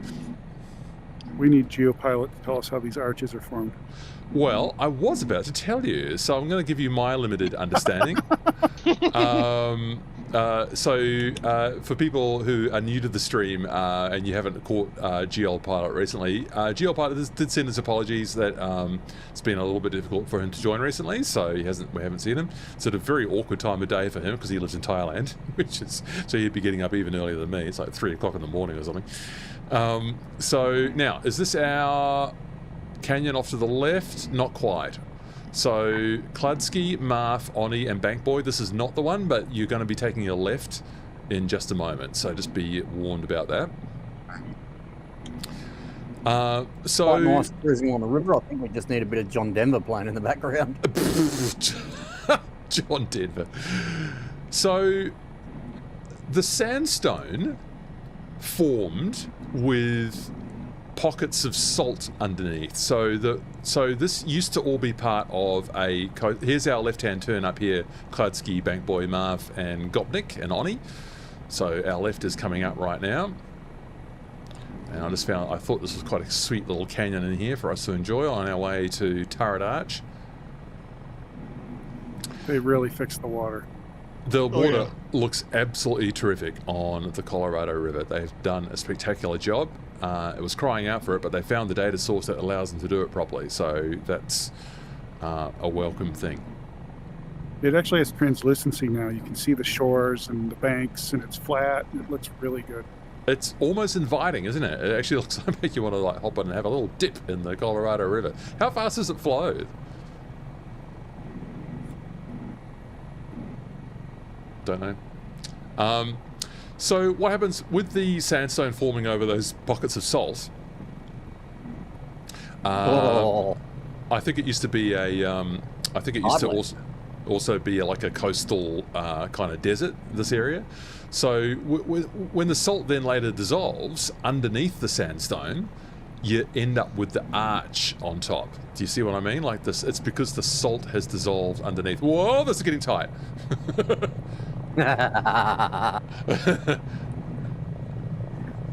Oh yeah. If you have a Dauphin, how are you going to get a workout? Also, yeah, you test the climb ability real quick. Yeah, and see if you can get that Delta NG maxed out. So we might just start to be just raising out of this so that we get back on track. Very fast. So you start to sort of pull up and out of this thing. That was quite a fun little canyon, that one, but I'm going to sort of do it from above now because we need to head to the west. Which arch was it? Do we what? Which arch was our first target? Turret Arch. Turret arch. All right, it's right in front of me. Excellent stuff. Oh, that looks tight. Oh dear, oh dear. Okay, so reform back on me if you can, people. You might have sort of gone off a little bit to the right now, so I'm just going quite slowly and climbing up over the ridge here to get us over to Turret Arch. That's the best canyon we've been in. That was awesome. Yeah, it was. I think more of a 500C canyon than a Dauphin canyon, but it was nonetheless very entertaining. Here we go. So this is the windows section of Arches National Park, and there is our turret.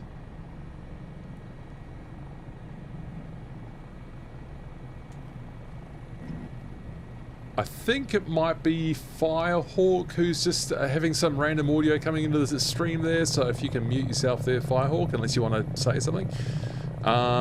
So there's our turret right there on my... Oh, that is beautiful. That is beautiful.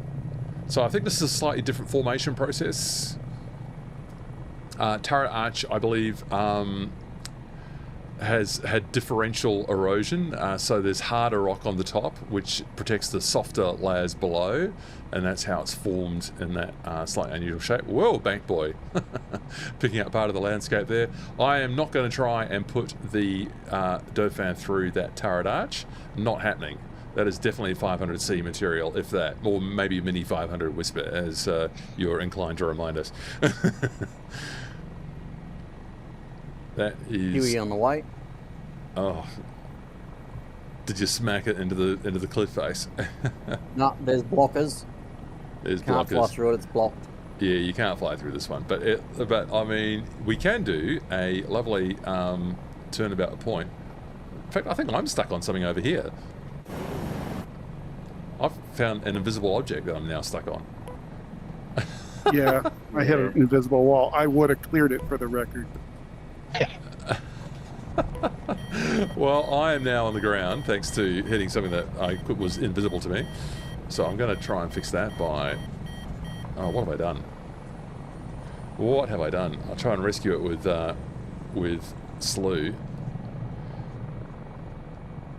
Alright, so there's Turret Arch, and I'll just come back come back around. Once again, glad landing on the top of it. Oh. Yeah, Bro, did you manage to land on the top of it? Did you? Yeah, one skid. Like, if he gets out, he's going to fall to his death. Oh, Kladsky. Yeah, nice flying, Kladsky.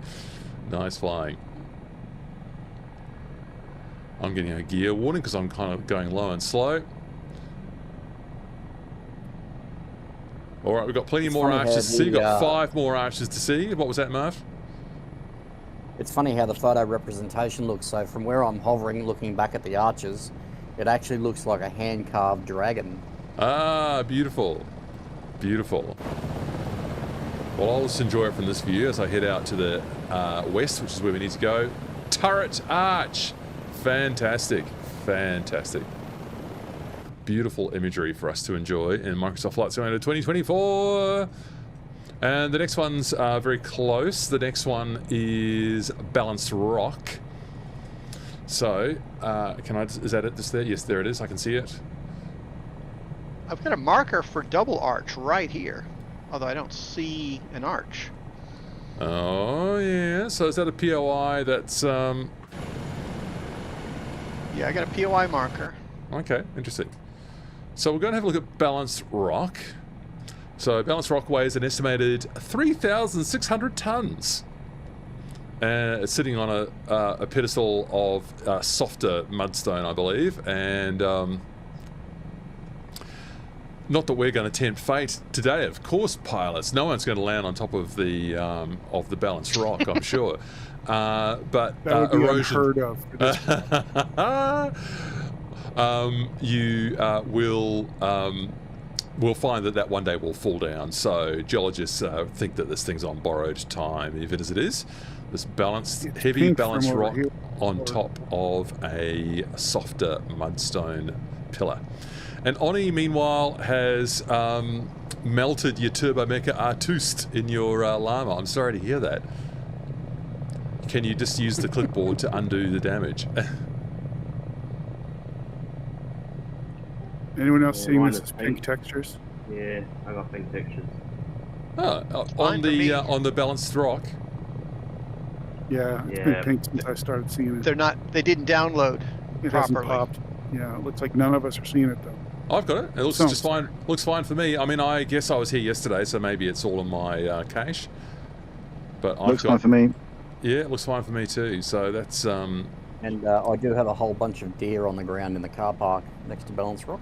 yeah. They're waiting for a feed. You see, people feed them. That's why you're not supposed to feed the wildlife, people, because they'll just pest you in the car park. Well, JB Vox, looks like you've done a good job there with your 500 getting on board Balance Rock. Very nice work indeed. DRS a thing today. Holy cow! Yeah, I'm not going to be tempting fate in that area, Wookie. That is a fact. Oh dear. All right, there we go. Let's go and find our Eye of the Whale. Very handy having the POI markers too, isn't it? Let's just get the attitude correct there. Good. And here goes my review. Oh, so excellent seeing you all flying and enjoying this excellent scenery.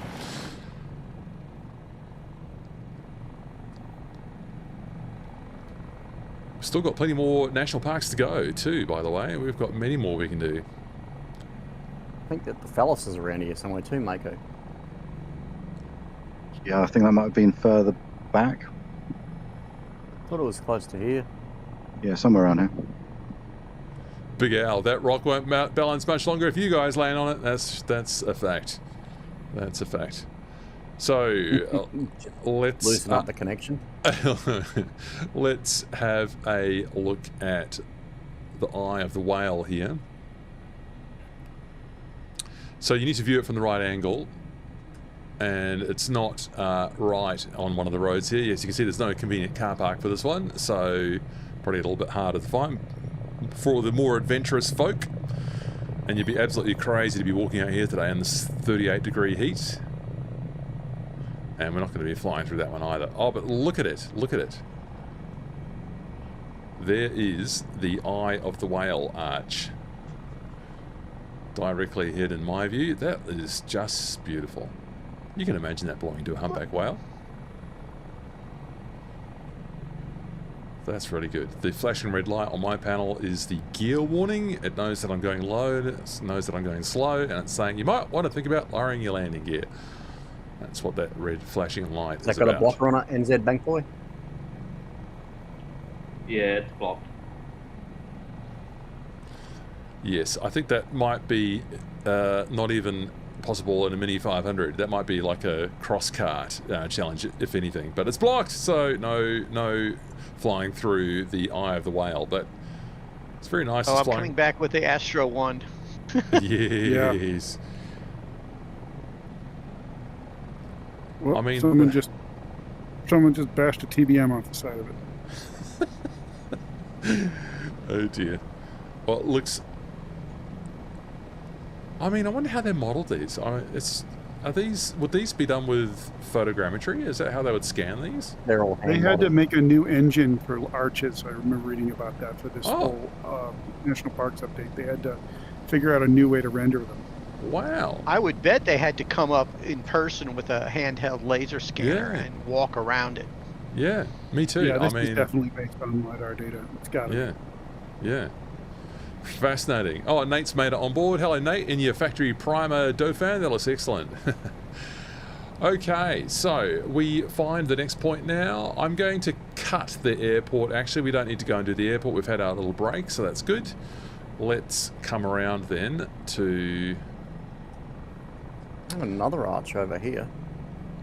There's too many arches. There's a lot. Dark Angel is our next one, and it made me think, this Dark Angel one, because you know there's a very good livery painter by the name of Dark Angel, and I wonder if this is what he might have named himself after. Just get my attitude correct there. Got to say that the Dauphin is an excellent helicopter to bring on a stream because I can do more than one thing at a time. Streamers are multitaskers, and having the attitude hold here is an absolute godsend. It really is. Found another really nice arch that's been done up too, 180 degrees from you guys, only about 2 mile. Well, you'll have to come back and have a look later because I'm going to Dark Angel. I'm just conscious of course, of the time moving on. It looks like, I mean, you could spend days exploring this location. Oh, Big Al, maybe they named the arch after Dark Angel.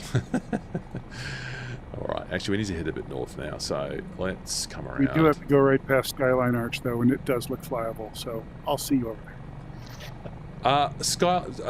That's coming up. That's on my list. So it's on the return? Yeah, it's on the return. So we're doing a kind of a horseshoe shape jumping here. Ahead. Yeah, you just calm yourself down, Shaven Wookie. I know it's exciting. Sorry. It's thrilling stuff, and like obviously it's 360 degrees of exploration here, so you could spend days in here.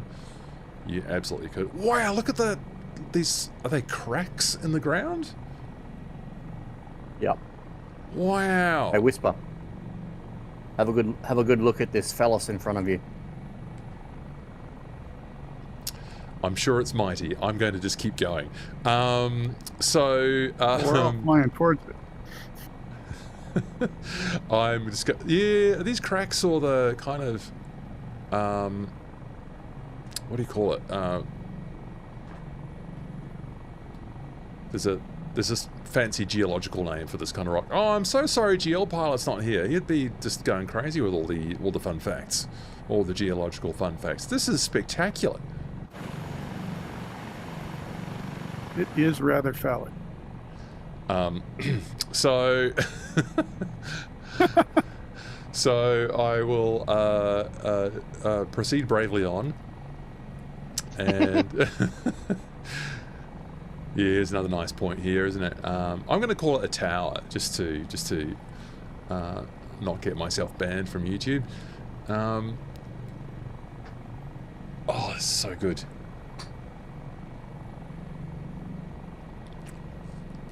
Yes, Big Al, no patience. No patience. Too much good stuff to look at. This one doesn't even have a name in here, but it looks spectacular. It's not quite solid. Some would say turgid. Thank you. Dark Angel. So let's come around here. Yeah.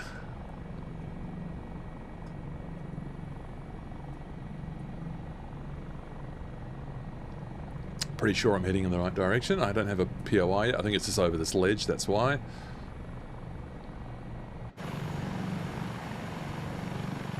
Wow. I mean, for a dry landscape, it's got a massive amount of variety, you know. People think of dry places as being sort of lifeless deserts, and like every sort of, you know, corner we've turned here, there's been another kind of formation. I assume different types of vegetation supporting different types of animals. Probably a few rattlesnakes in there. Don't know what you're complaining about Australia being so scary.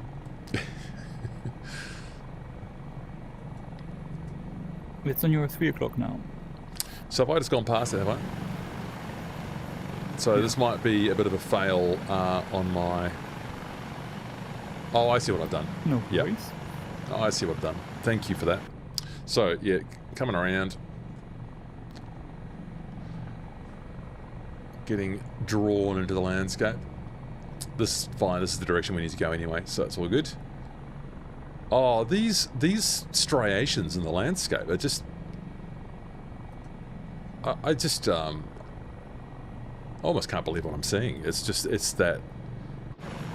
Just look at the stuff. Look at the shape of the ground. It's crazy. The ridges, absolutely crazy. the lines. Yep. Yeah. Yeah, and this whole field of them over here at our 11 o'clock now, as we just come over to Dark Angel. That's just... It's magnificent. It's lost for words at how good this is. Yeah, Bank Boy, you could bloody explore for a while in there, couldn't you? Oh, yeah. It's almost sort of like a petrified forest kind of a look, isn't it? Wow, amazing. So here's our Dark Angel. Looks a little bit prominent on the landscape.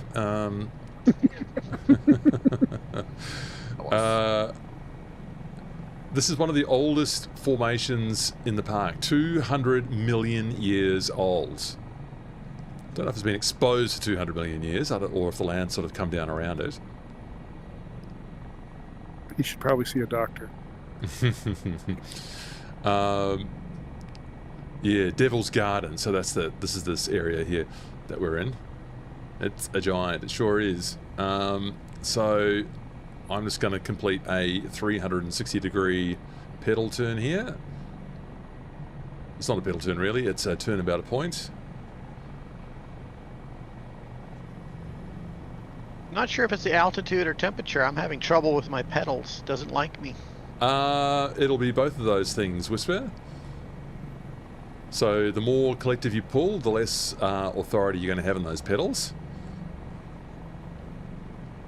And yeah, I'm at the limit of my right pedal right there. What's the breeze like right now? The breeze is... have to squeeze up here. Oh, 39 degrees, yeah. So we've got a bit of a southerly of 10 knots.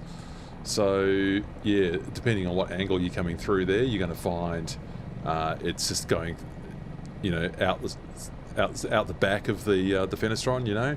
So you'll lose authority again. Nice work, pilots.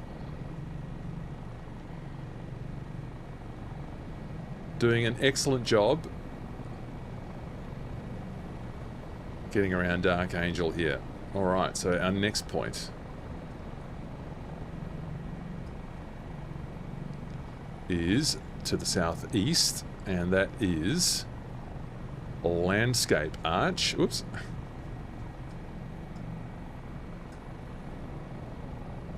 Gonna be tricky to get through this one. Landscape Arch maybe not to fly through, but you can have a go. But I think Skyline Arch is well, I can't remember now. One of these two is definitely flyable. Had a bit of I think Skyline's easier, yeah. Yeah. So Landscape Arch is next as we just proceed along this ridge, this magnificent ridge. Incredible stuff. Incredible stuff. Oh.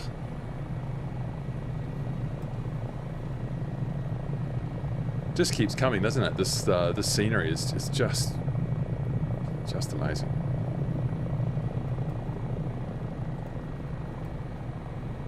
This Dauphin is got to be one of the best stream helicopters I've yet experienced. This is makes my job as a host so much easier. This is all black in my screen. Is it loading for anyone else? Yeah. It's good for me. Actually, I made it through. Oh my gosh, that was tight. Oh yeah, there we go. There we go. Oh my gosh.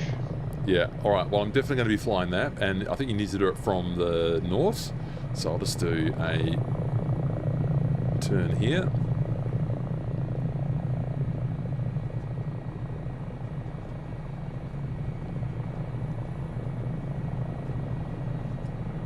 Landscape I think Arch. it's easier to come in from below. I think it's easier to come in from below and then pop up after you get through it. Yep. Because you can see it. This is one of the longest natural arches on our wonderful planet Earth. landscape arch. 200 feet long, I believe. Uh-oh.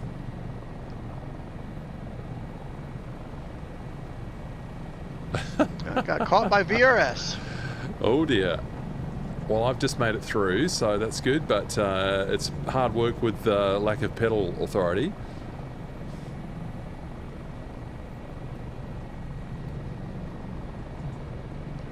Might just sit down here and enjoy the view of the excellent helicopter pilots scrambling through. Icarus, nicely done. Fibertusi, nice. A53 Platies through as well.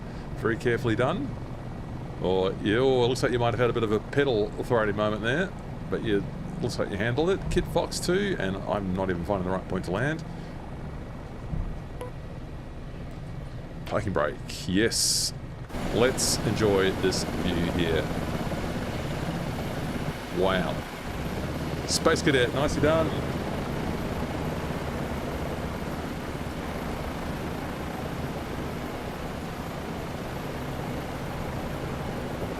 Bank Boy, maybe not quite so nicely done. Eloise, very good.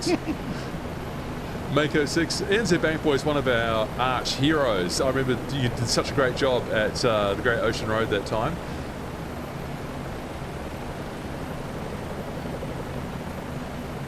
Who's got the flying chops to make it safely through Landscape Arch, one of the longest natural arches on planet Earth?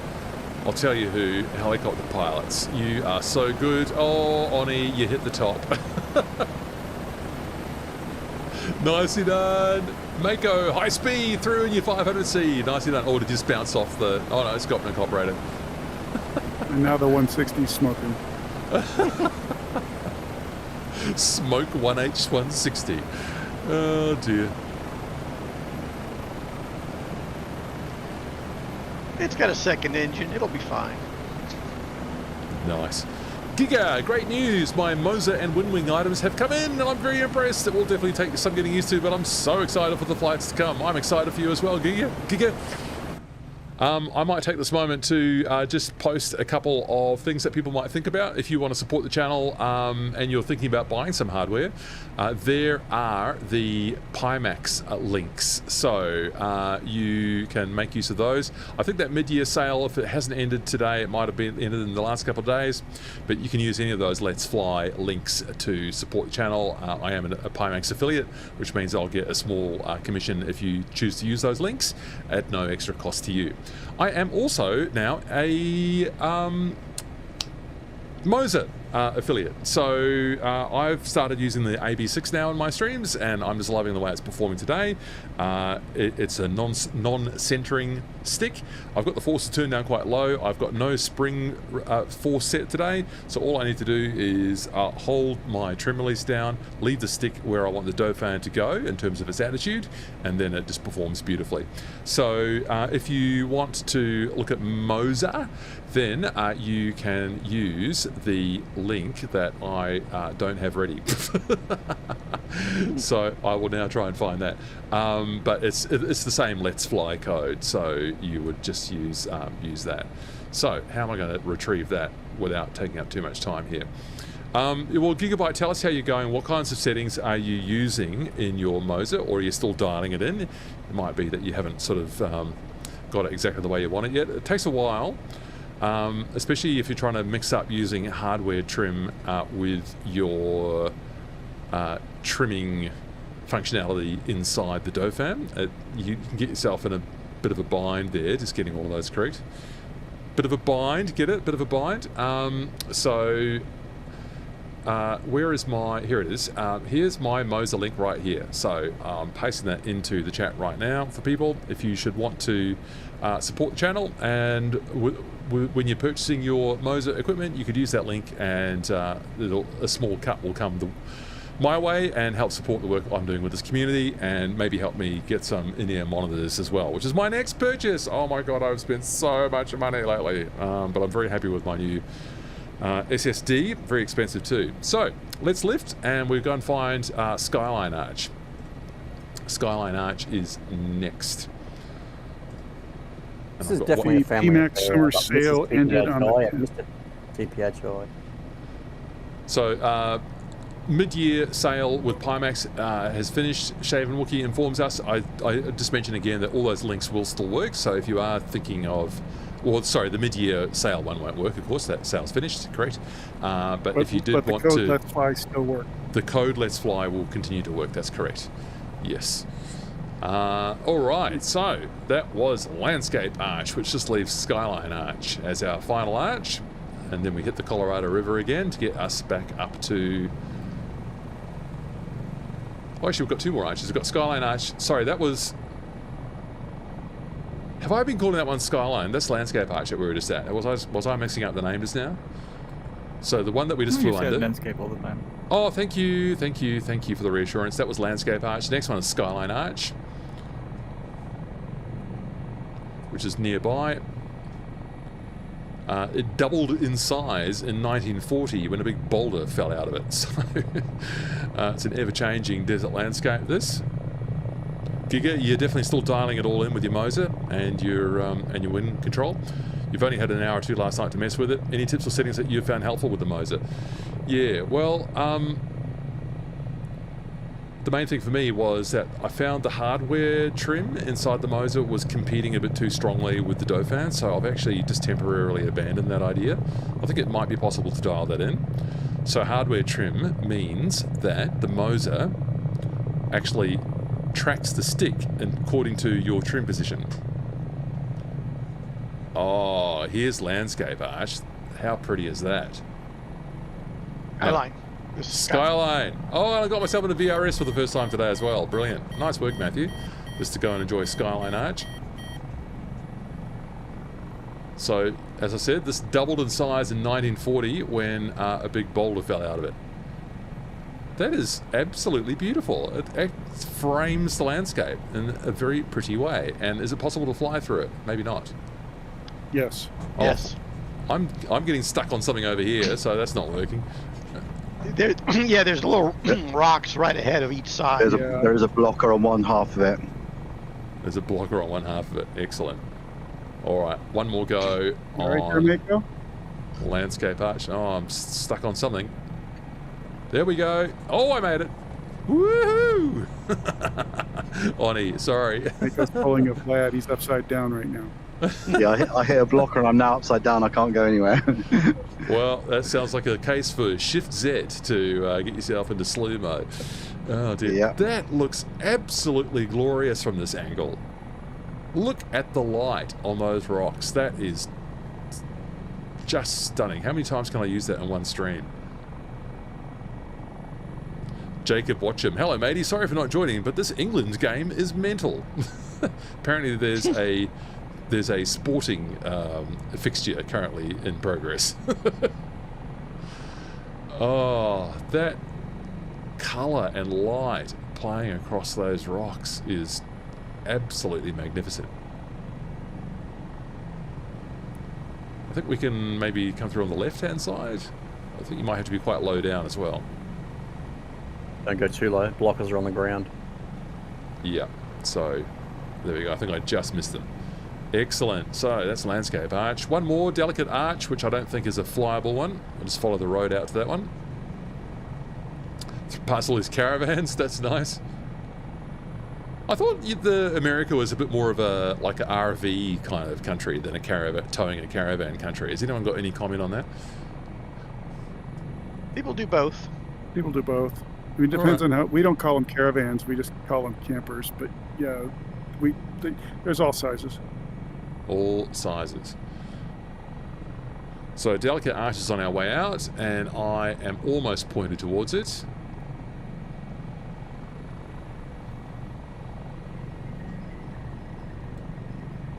Campers have grown in popularity again. Yeah. So the one that you tow we call a caravan, and the one that you drive in we would call a camper van, just to make it a bit close and confusing. Except a number of them are the sizes of buses, large buses. Yeah. 100%. It costs a lot to live that free.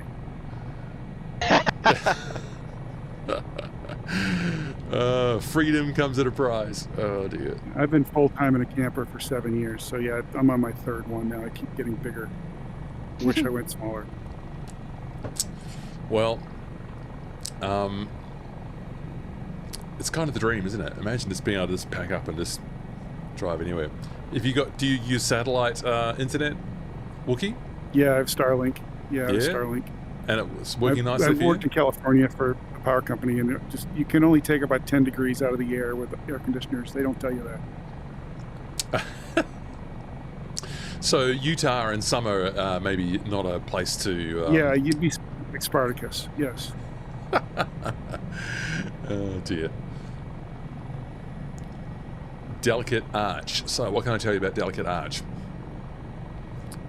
Well, this is the one that's on Utah license plates, I can tell you that much. Looks pink to me. And it's a freestanding one, not attached to any cliffs, so that makes it remarkable. I have now remarked upon that fact.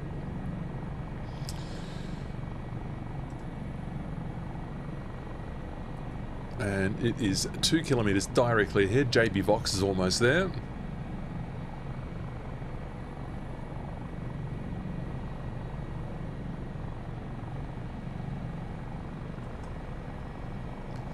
I am grateful to our 44 viewers on YouTube and our 4 viewers on Twitch. Make sure you say hello on Twitch.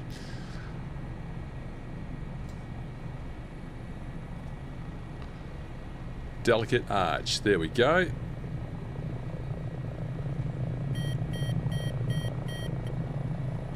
Beautiful stuff. One.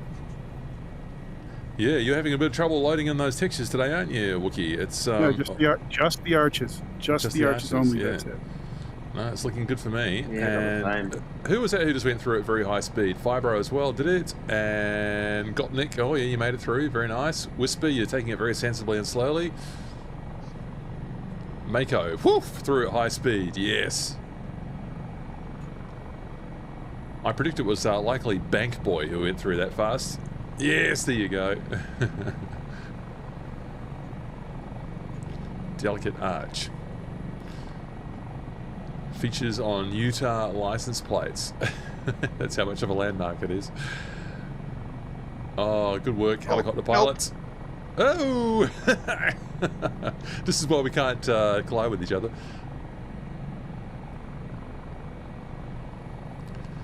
Oh, okay. So, Nate, yeah, you're looking forward to fibre being laid on your road.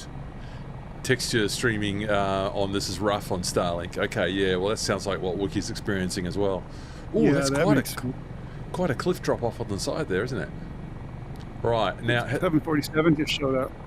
Or is it actually an A380? Oh, no, it's a Viney Hawk and a 747. Brilliant.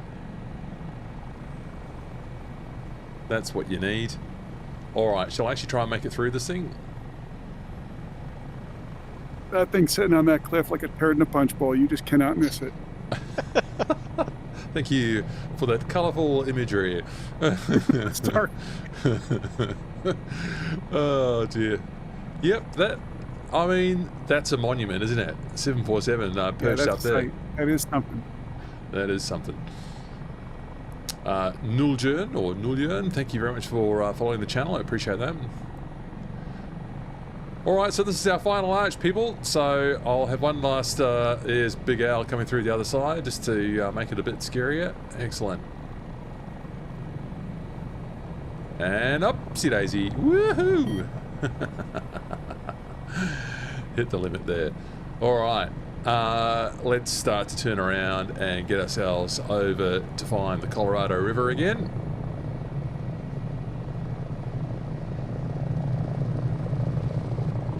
Oh yeah.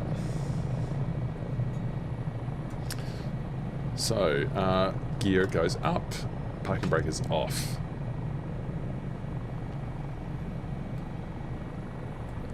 Modify the attitude. And let's see if people are following.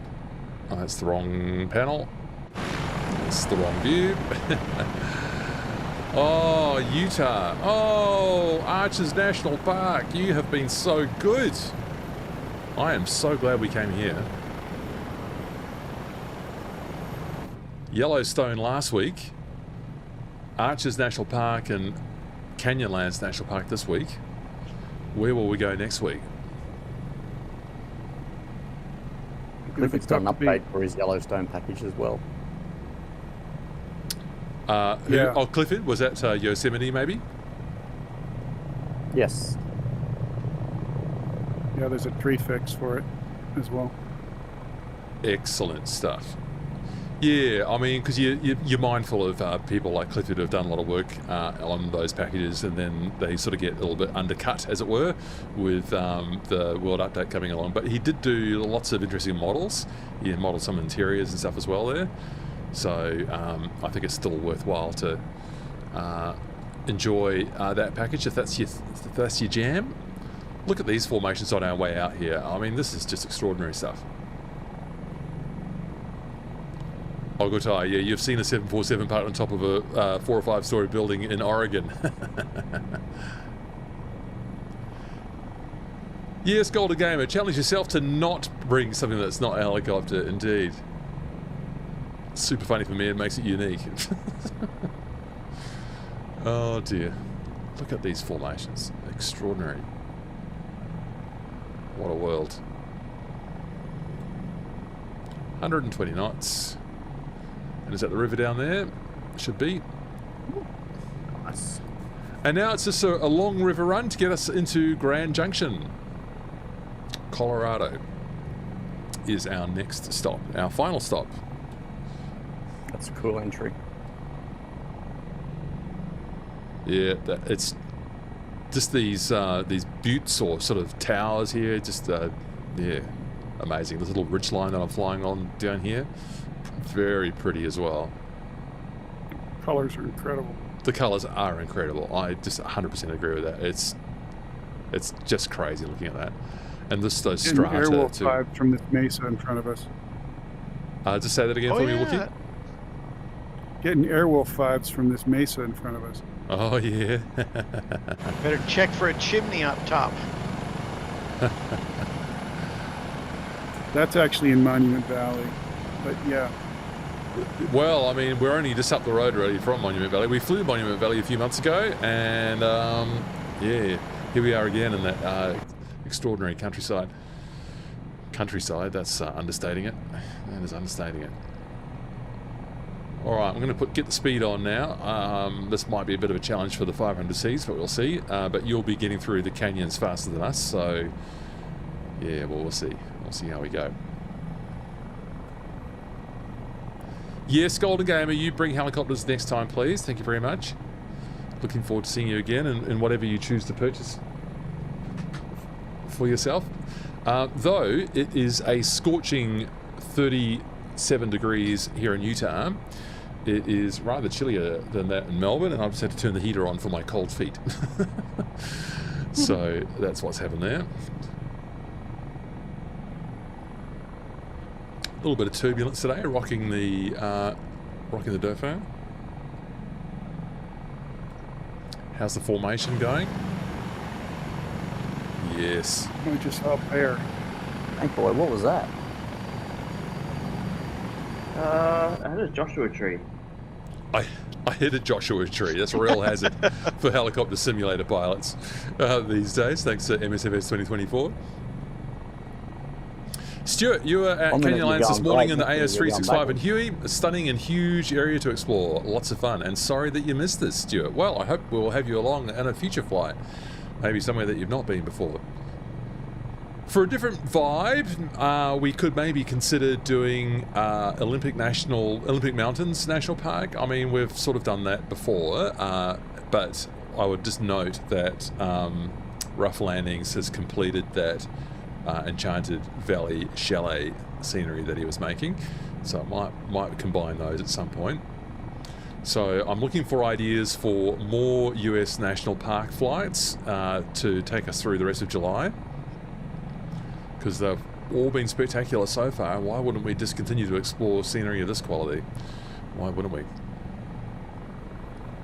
Giga, question for you, Matt. Are you aware if ground effect is still as prominent above water? Yeah. Yes, it should be more or less the same. I mean, I guess you're spraying off a little bit of water off the top, but the ground effect, I think, still works much the same. Because the air still has nowhere to go. Oh, these canyons. Those are galahs calling outside my place now. I had a big flock of galahs, sort of rather fuchsia or mauve coloured parrots, cockatoos, small cockatoo equivalent, living in my neighbourhood for the last month or two. Are they flaming? Are they flaming? You're a flaming galah. That's a classic Australian insult for someone who is behaving in a way a bit silly. There we go. Oh, that's a polite way of putting it. Yeah, flaming galahs. The silliest corellas or cockatoos are little corellas. Are the ones that play on power lines. They sort of hang on the power line and spin around. They do like a 360 around the power line. That's a silly bird. Those are little corellas that do that. Giga, I had to gain a lot of altitude when transitioning from water to a helipad when landing. I'm having a hard time understanding why that happens.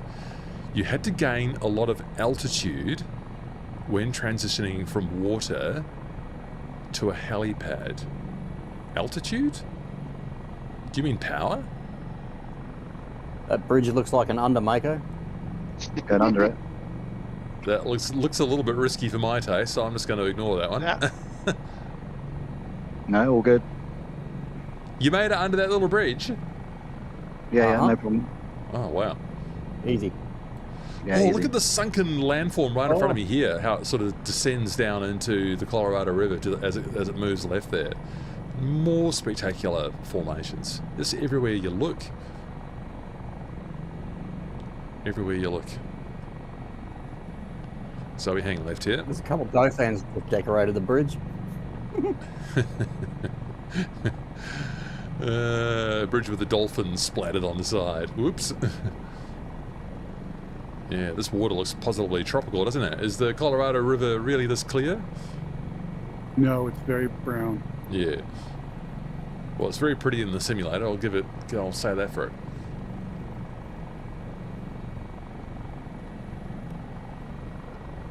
All right, my cyclic arm is going to be very tired after this, fighting the springs, because I'm not using trim, because I'm maneuvering hard.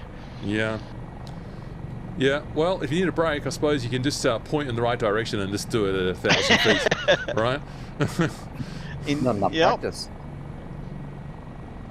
You don't need to take every corner. I'm not going to take this one, for instance. So, Giga, I use a lot of power when above water and then immediately gain altitude and have to drop power above the pad. Oh, yes, now I understand you. Yeah. So, yeah, so that implies that you are getting less ground effect over water. All right, so I see what you mean now. Well, okay, well, that's interesting. I'll have to Unless do he's a bit just closer to the pad. Well, yeah, you're just closer to the pad, that's right. That sounds like that issue you used to have with the raised platforms. Yeah. Yeah. I mean, it might be that that's still not dialed in 100%, so maybe there's too much ground effect on platforms, but I don't know. I wouldn't have thought so. I thought they'd actually done a lot of work on that now. Good question, Gig. I wish I could give you an obvious answer there. Oh, Well, they said they fixed it about 5 times. Yeah, but then they really fixed it. So it took 5 times until they really actually fixed it. Wow, that was a frustrating situation, wasn't it? So yeah, Sim Update 5 finally fixed it.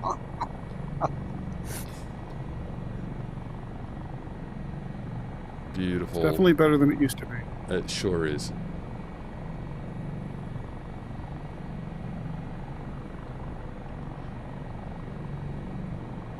Yeah, Giga, it feels like you don't have any ground effect when above water. Yeah, okay. Well, do you know what? I can't rule that out. But I thought the ocean or water, don't know about rivers, definitely the sea in MSFS 2024 is just a solid surface.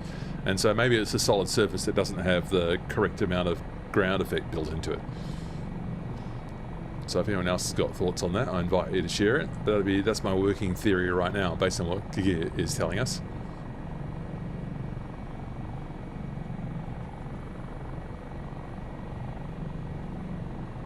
Yeah, you get a tired thumb, don't you, in the Dauphin, holding the... Well, I've got mine on a thumb switch. I could move it to another switch temporarily.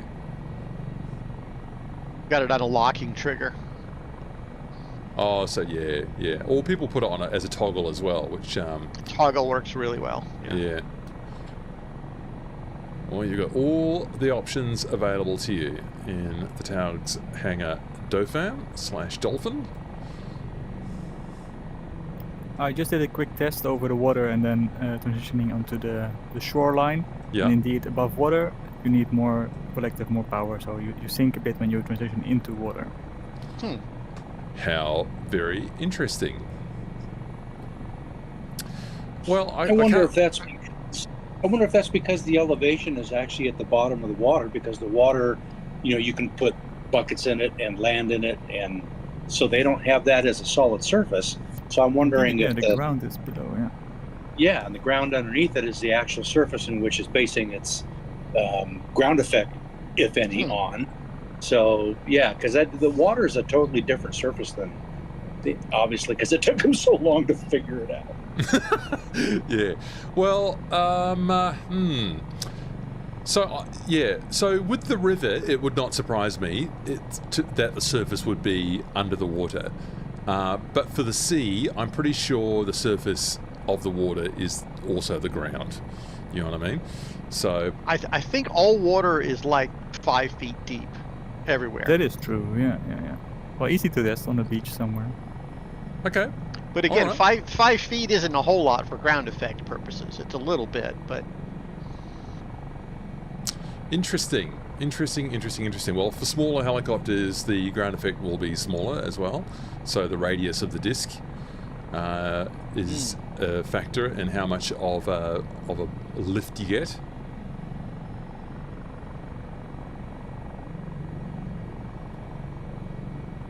All right, I'm pulling a tiny bit more collective here. I might cut off some of these corners. Yeah, I think so. If they made the surface of the water a hard point, then you wouldn't be able to put float planes in it and amphibious and dip water and dip your tank hoses for firefighting and all that kind of stuff. It would ban all of that. So they'd have to probably make that. And I think Whisper, you're right. I think they just probably do a default. The top 5 feet is malleable. Sure. Well, I missed Stuart's comment there as well. Over-water ground effect is less effective. The fluid affects how downwash behaves. It yields to the pressure. So Stuart goes on to say, water deforms and moves. Air energy is absorbed by displacing water. Okay. It sounds like I need to do a little bit more reading about it. I can believe that's a factor. I wouldn't believe, and I know it's not what you're saying, Stuart. I wouldn't believe that it's negligible because of that. Do you know what I mean? Like, it's still, yes, you do displace water. What does the CFD visualization show while you've got it over water? There we go. There's the true test there. Listen to Shaven Wookie. That's how you test it. So what we need is a location that's got a river and a sea. And then you can test all of it with the CFD visualization. There you go. Problem solved. So I look forward to hearing the results of your homework there. This is tight. Yeah, I'm just taking the high road here because we do need to wind up the stream at some point. We're making pretty good progress to Grand Junction now. Oh, that gets tight and narrow down there.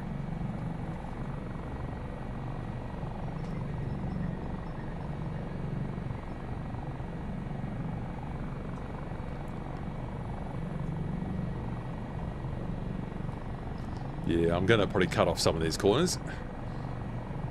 So we've been flying 2 hours. This is usually about when we would be sort of coming in for a landing, so we've got a little way to go. So I'm just going to cut off some of these corners and enjoy it from a bit higher. It's very pretty.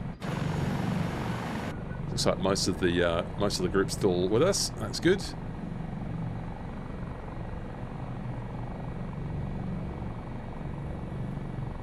Oh, looks all right, like autopilot, do your thing. Yeah, autopilot. Well, I'm just using the attitude hold, but I notice it looks like have we just left?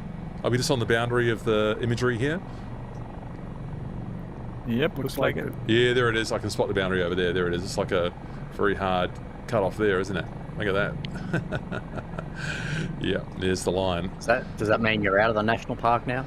I don't know that it does, but it definitely means we're outside of the imagery. I'll just check, because Navigraph doesn't have the boundary of the national park. So it's Arches National Park. Yeah, we must be. We must be well out of it by now. Yeah, you can actually see where it just goes straight to mush. That's awesome. Yeah, no, we're well and truly out of the park, but the imagery lasted a lot longer, didn't it? Yeah, it was amazing. It was huge. It is, yeah, that's right. It's a huge portion. We used to be impressed by how this looks right now. Well, I mean, I was just about to. Yeah, we're spoiled. Exactly, we're spoiled. That's it. It's just noticeably a different colour as well. Sort of brown and green instead of like all those kind of ochre shades, which was just so pretty, weren't they, in Arches National Park? Beautiful. So people watching the stream, I invite you to hit us up with your helicopter questions, as we always do. Always interested to hear what you're working on, what you're struggling with, what you want to do with your helicopters, and happy to help you with my advice based on what I've learned with my helicopter flying. If it's open to you to support the channel, I'll throw this up here. There is a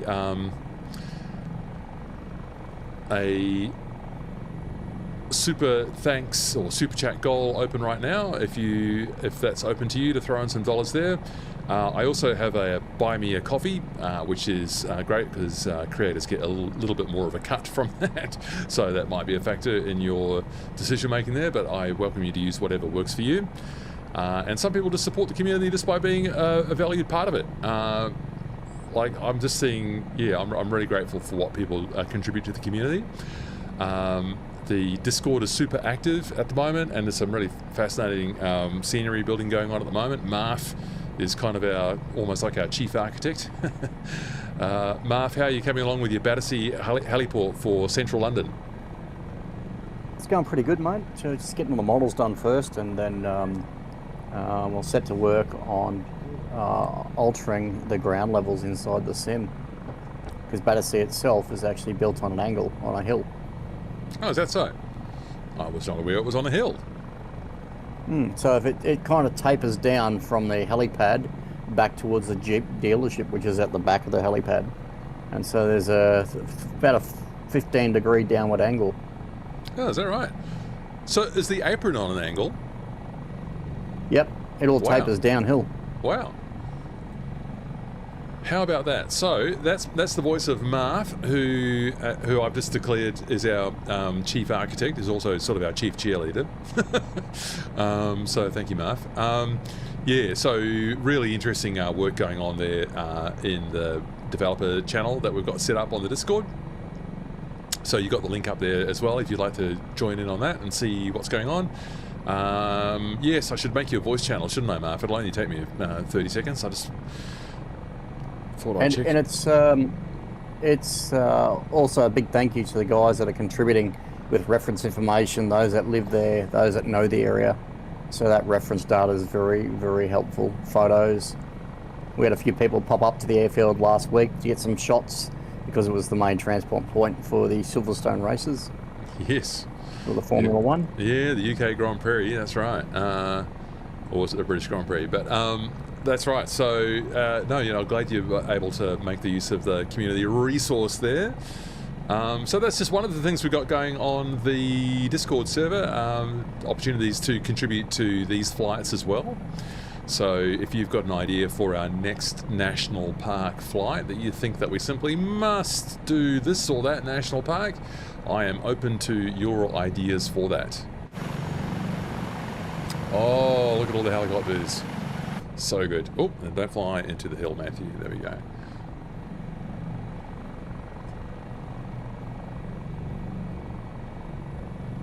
And that's a tight turn.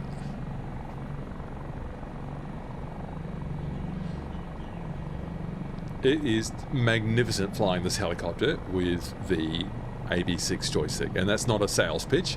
It just stays where you put it, and you just hold down the trim release to point it where you want it to go, and the Dauphin does the rest. It's just brilliant. Chris, coming from the MH60, how hard would it be to fly the Dauphin as a rookie helicopter pilot? Okay. It's not hard to fly once you get it going. I think it handles a bit better than MH60. In fairness, I have not tried the latest update of the MH60, and I know they've done some good work there. So I should... do you know what? I've never put in a stream. I've never flown the MH60 in a stream. Mostly because I kind of think of it as a marine helicopter. We don't really do marine flights. Maybe we should do an island flight somewhere. But then again, if we do like a Coast Guard flight, then I feel it should be in the MH60, in the HH65 Dolphin. Chris, the helicopter's not difficult to fly. That's what I'm talking about now. Like I'm holding down that trim release, orienting the helicopter where I want it to go, and the Dauphin just does the rest. It's glorious when you got it all working, but the learning curve is quite steep because you need to redo your control configs, and that can take a bit of time, and it's a little bit confusing, and some people have kind of given up at that point because it's just been too frustrating for them. It's understandable. I implore people to sort of give it a go and sort of stick with it if they can, because I think it's worth it. Okay, our wind... Oh, winds are calm, actually, now. Still 39 degrees. Winds are calm from the southwest, so I think we can just land straight into the airport, Grand Junction Airport. So, I'm just hands-off. Doing this turn here, I'm hands-off. Just, I've set the attitude the way I want it, and it just turns around for me. It's wonderful. Snow Mountain, a military helo flight would be fun. Yeah, well, we'll think of just find the appropriate, you know, the appropriate sort of setting and venue. I mean, my personal inclination is a bit more towards civilian flight, but I'm open to doing flights of different flavors. Yeah, taking the MH60s and HH65 somewhere would be fun. Yeah, like a coastal one would be good, wouldn't it? We should do that. We'll think of something. So we're starting to get into civilization.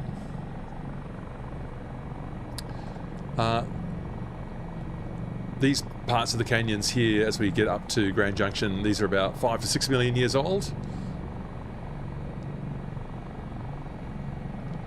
And the Grand Junction is a reference to the Gunnison River, which joins the Colorado at Grand Junction. So that's why it's called that. So we'll see that shortly.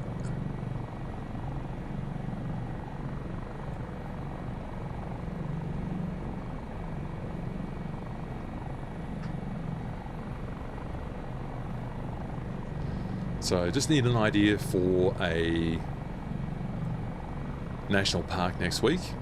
Oh, by the way, have they done Hawaii? Is there any Hawaiians? Because we've never done Hawaii. Are there any Hawaiian sites in the national park update? Not that I saw.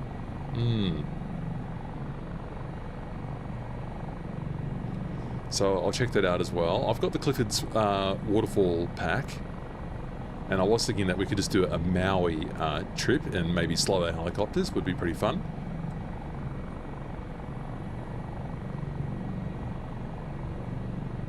So that's on the cards.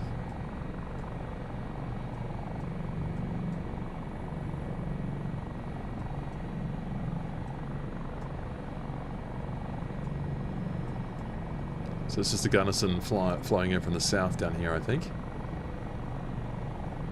My navigraph's a little bit slow to update there. Yes, that's the one down there. So what we can do is follow the Colorado until we get to the Gunnison, and then that's almost going to get us flying straight in to take a left turn then at the cross runway and to get into the parking area at Grand Junction Regional Airport. Glacier National Park looks insane now, says Chris. Glacier National Park.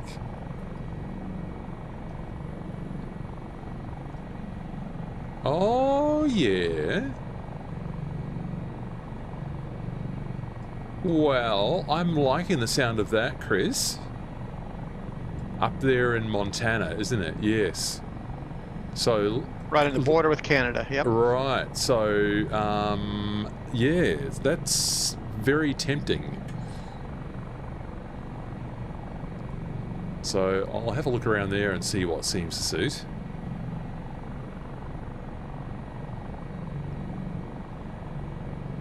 Find some glacier landing spots maybe, would be fun. We've had a couple of sort of dry kind of settings in the last couple of weeks with Wyoming and try the Idaho. skis on the Dauphin. We try out the skis on the Dauphin. Yes, yes. I was just thinking that. I didn't think of that. That's brilliant. I love it. Yes, Mako, you are 100% correct. That's a great idea. What's the structure down here that I'm getting the binoculars onto? Oh, like a silo or a chimney or something? Silo, maybe?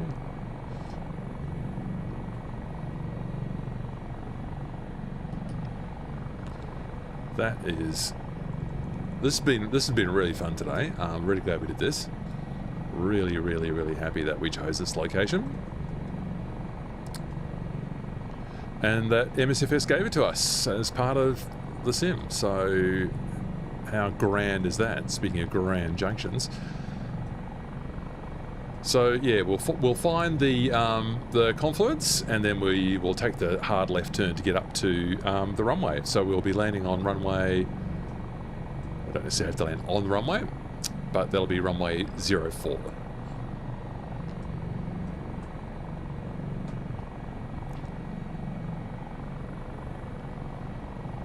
(6,000 feet), so we're about 1,000 feet lower than when we started at Monticello. Sorry, what was the name of the airport that we started at that I've already forgotten? Oh dear. Monticello, sorry.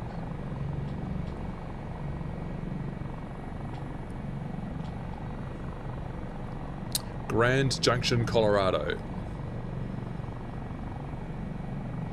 37 degrees, and that wind has picked up a bit. We're actually going to be, this is a terrible choice actually, we're going to be landing with a tailwind, so just bear that in mind, people. You're landing with a tailwind, and it's very hot, so just be very cautious with your landing. And in fact, 4,700 feet. we're landing hot and high, and you're landing with a tailwind, so it's actually quite a risky little situation, this one, so just bear all of those factors in mind for your landing.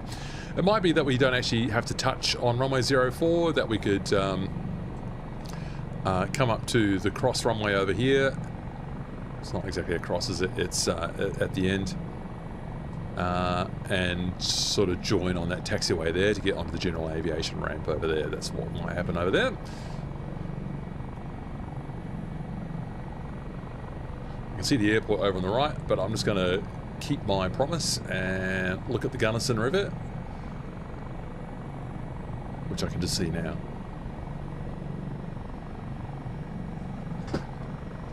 Oh, whoops. Sorry, I forgot to take my finger off the trim release. There we go.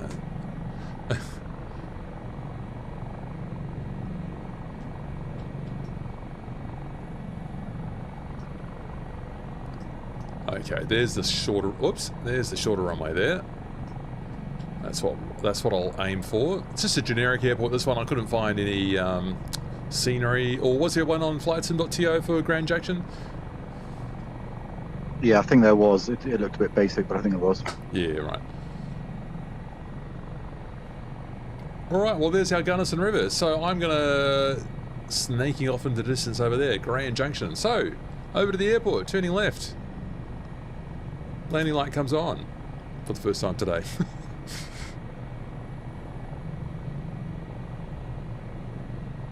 There is the runway. And so here's the beauty of the Dauphin. I can just set the attitude that I want and pull a bit of collective though. So just get it all set up. That's 80 knots and I'm descending at 400 feet, 500 feet a minute. It would detected fly-through mode because I was leaning on the pedals, that terrible habit that I have. So let's just get that set up again. So this is quite a steep approach, but the Dauphin will just kind of do it for you. I mean, without ILS, it's not an ILS approach. I just keep the the field in the same spot on the windscreen, and I just have the attitude so that it's going down onto that point. I need a bit less collective now. Gear comes down.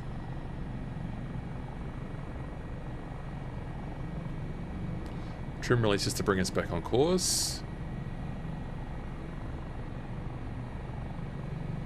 So I'm not actually going to touch here. I'm going to sort of air taxi over to the main apron. I mean, fixed-wing pilots would be freaking out right now because we're well above the 3-degree slope, as the PAPI lights indicate there. But it's not a problem for helicopters if you've got everything set up nicely. And like, it's just flying. The machine's just, I'm hands-free. The machine's just sort of, once you've got the attitude right, it does it for you. Less collective now. I've got a bit fast.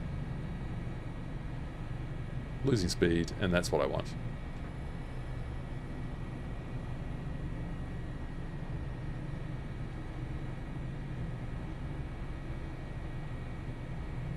So I needed to have collective a bit lower earlier, but that speed will be washing off now.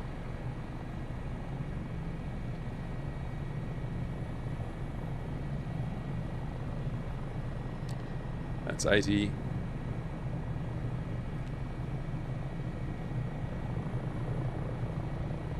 That's 60. And now I'm just going to fly around to the general aviation apron and find all the helicopters.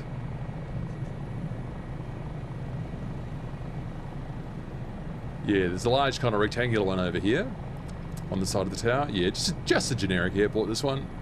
Nice to see them make further improvements in the way these work. If they can procedurally generate oil rigs, why not airports, you know what I mean?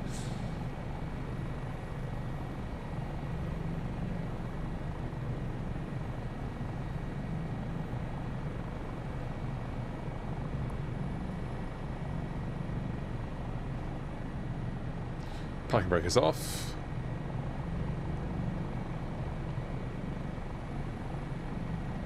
Looks like everyone's going around. What's in that next bay you've got around there? That's the actual bigger parking for GA. Yeah, well, I'm on the GA parking right now, but it looks like you're all going around to the actual terminal, so I'm probably not going to go around there. Edelweiss. Of course there is an Edelweiss at Grand Junction. That makes perfect sense. Alright, so with a bit of a tailwind here, I will settle myself down in the general aviation apron. So be very cautious on the pedal here and to see what it wants to do. In fact, I mean, at this point, I could probably just put it on the ground. Actually, that's what I'll do. Being a bit indecisive here. I'm going to go and meet helicopter 5432 over there. How are we going to get a nice row of parking in this scenario? You know I like a good parking effort. Oh, just bunny hopped it. Whoops.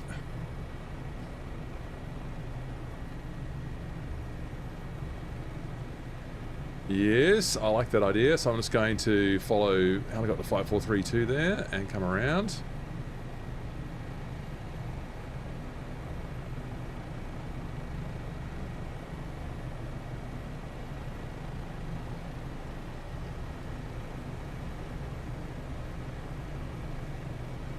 Excellent.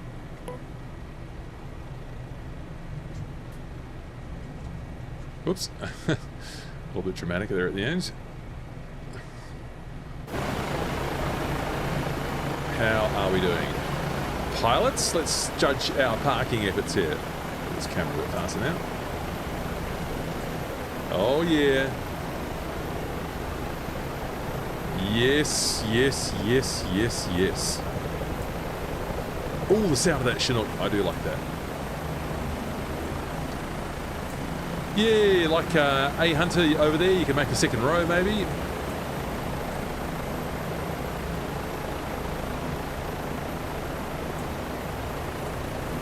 In fact, I could give way to Snowmanson. Snowmanson, I'm going to move forwards for you, so you can just have my spot, because I will go further forwards here and join A Hunter.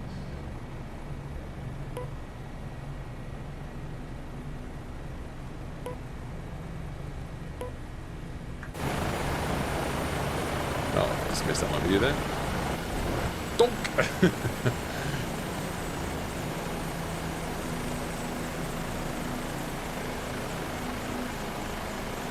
Wow. Look at those helicopters. That is so great to see. It really is. Warms the heart. How many are there? They just keep going. 1, 2, 3, 4, 5, 6, 7, 8, 9, 10, 11, 12, 13, 14, 15, 16, 17, 18, 19, 20, 22, 23, 24, 25, 26, 27, 29, 30, 31, 32 maybe? Wow. That is so good. Alright, so let's just get these engines to idle. Click. Click. Parking brake is on. Landing light is off. And head tracking is off. Binoculars are off. Oni, great stream, Matthew. Glad I could fly with you and the gang for the majority of it. The coastal or water environment sounds like fun for the next one, but so does Glacier National Park. I know, can you imagine the decision-making process I have to make? Definitely want to do a national park. So if you can think of a coastal national park, I'll consider that, but otherwise I will very strongly consider Glacier National Park. That is the leading candidate at the moment.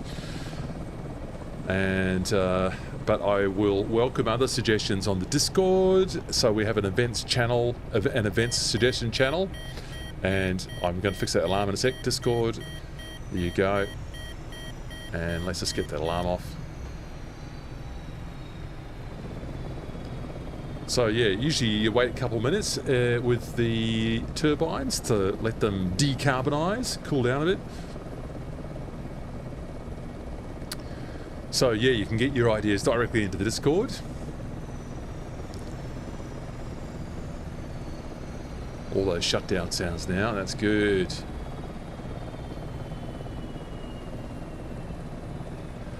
Well, I'm thrilled. That was spectacular. Just the endless beauty of that desert landscape with its amazing geological formations in both Canyonlands and Arches National Park. Well, what a treat to have that in our simulator.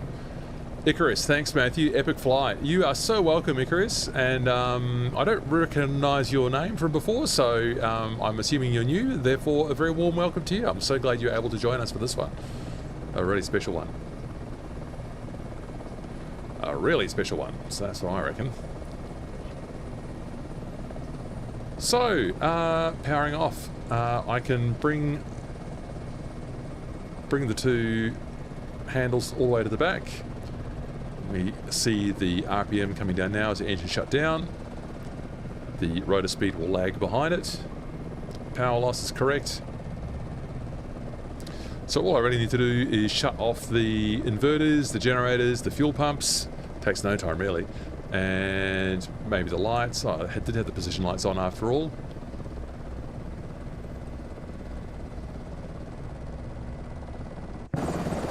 Thanks, Mrs. TPHI. Great to see you. Thanks for coming along.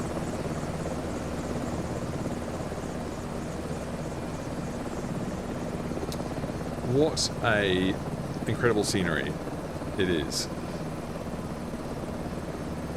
It's not quite level, that camera, is it? Space Cadet. SU6 is out of the bunch of 50-foot light towers to generic airports. We are parked amongst them. Doesn't seem like a good place for them. In the middle of the apron. Correct, that's not where you're supposed to have 50-foot light towers. Oh dear. That is incorrect. Oh, Big Al, you've got the Victoria Police and Ambulance Dauphin. That's, that's brilliant. Oh, you're tipping over. Oh dear. Oh dear, oh dear. In fact, was that Big Al? Or yes, Big Al. Big Al tells us that the that this airframe, I think it's this one, Papa Victor Golf, is actually on display at the museum at Moorabbin Airport here in Melbourne. I've not been to that museum, so maybe I should. Nate, thanks Matthew, glad I caught it. Well, thank you for coming. Thank you for coming. Helicopter 5432, thanks for this great tour. Enjoy the rest of your weekend. Helicopter 5432 wrote me the nicest message on Discord in appreciation for the efforts that are involved in putting these streams on. It takes a few hours to put together the info pack. I think people are using that info pack. It's in the current event info channel on my Discord. It's just a read-only channel, just where I post all the flight plan and which I exported for FS 2004. Whoops. And all of that. So yeah, I think it's pretty helpful for people. I sort of trial the flight out. I don't do all the arches and stuff. I'll try and leave it a little bit open, so you can still have a bit of a laugh when you go and do the actual flight. Holy Trucker, does anyone know if Asobo fixed the missing menus and UI in VR for career mode? Has been fixed. There is no graphics prompts in VR anymore. Oh. I haven't touched VR mode in so long. So I'm the wrong person to ask about VR mode. Does anyone else know about menus and stuff being either invisible or broken in Sim Update 6? In career mode? Or any other mode?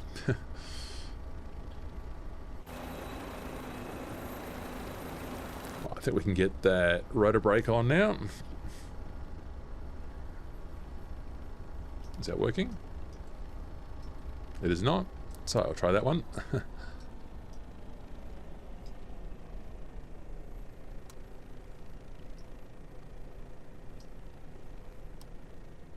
Bit more.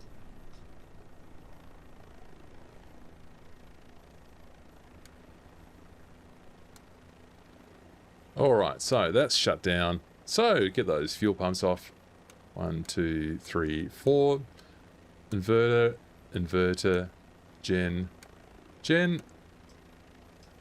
Get the lights off upstairs. This one up here, off. And we're all done. So I can open up my doors. And let my invisible passengers out because I forgot to put them in after that horrendous event at the starting point. Whoops. Co-pilot, cabin, pilot.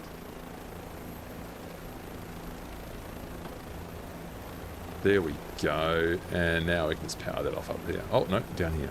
Battery. Off and off.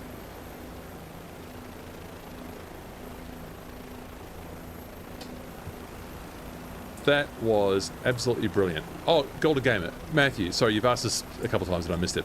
If I were to buy the V22 Osprey, would that be okay to bring to your streams as it's like a plane and also a heli? I don't know. It's your simulator. I actually have never tried that V22, by the way. It is, I believe it's actually an aircraft in the simulator. Is that right? Can someone confirm that? The Osprey? Don't know. Oh, that is good.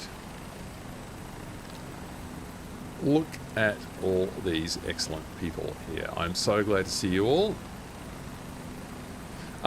Yeah, if you want to fly the V22, Golden Gamer, you fly the V22. The theme of the streams will remain helicopters, but if you want to fly a V22, I'm not going to police you. At least you're not flying an F-18.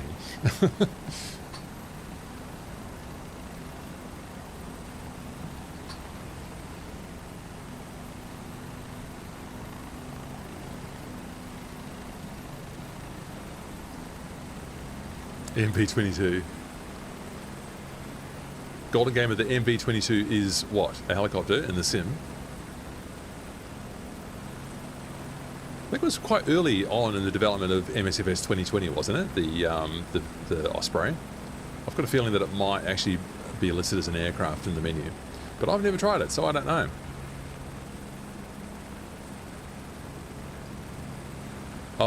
Your heli tipped over, Big Al, because you had the trim set wrong, yeah? You got to be careful when you taxi around the Dauphin. You need a little bit of, if you're turning right with the pedals, you need a bit of right cyclic as well to keep it steady. Oh, Golden Gamer, if you want to fly an Osprey, you fly an Osprey. I'm not going to police you. It's just that, as I say, I will be flying a helicopter, and it will be set up for helicopters. But if you want to fly an Osprey, you fly an Osprey.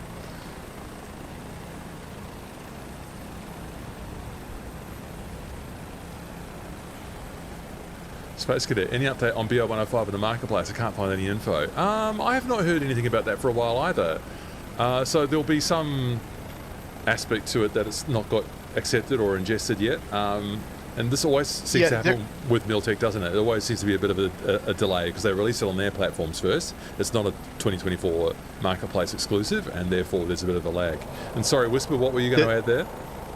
I'd say the BO105 is having problems with the validation for career mode. So they don't know why it's failing validation, but it's failing. They're talking about submitting it with career mode turned off, and then fixing career later in a subsequent resubmit.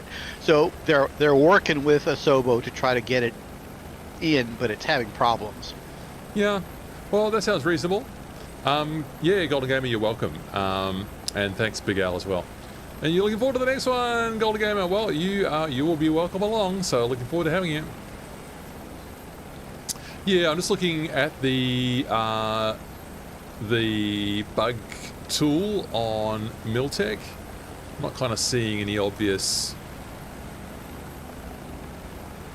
things there, but I think as Whisper was just saying, they might not have actually figured out the career mode stuff yet. Yeah, I mean, for me, I would recommend that you just go live without career mode, right? And fix it later. In progress. This is OEI doesn't work, so that's in progress. So they're looking at that. That's good. One engine operations work quite nicely in the Dauphin. I'm pleased to observe. So very happy with that they've got that working nicely. Good on you, Taog's Hangar. Has anyone tried the Dauphin in career mode? I've not, because I've not touched career mode for so long. I'm about to, since I'm in the beta. You get a free career in there. Oh, true. It's better for testing, isn't it? Yeah. Yeah. Well, people, this has been an excellent stream. I have so enjoyed that spectacular scenery. I know I've already said that, but I'm saying it again because it was that good. So I'm probably going to wind up the stream there. Fibro Tuesday, thanks for the great flight. See you all. See you, Fibro. Always good to have you along.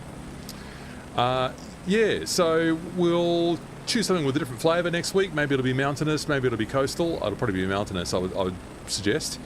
So look forward to having you join us for that, people. Thanks very much for coming along and supporting us in this one. Make sure you hop on the Discord as well. Join the community there. Always a good time to be had there on the Discord. A lot of support and kindness and helpfulness shown by people on there. I'm very grateful to that. So I'm going to let the stream play out for a minute, and then I'll join people on the Discord. So catch you next time, people. See ya.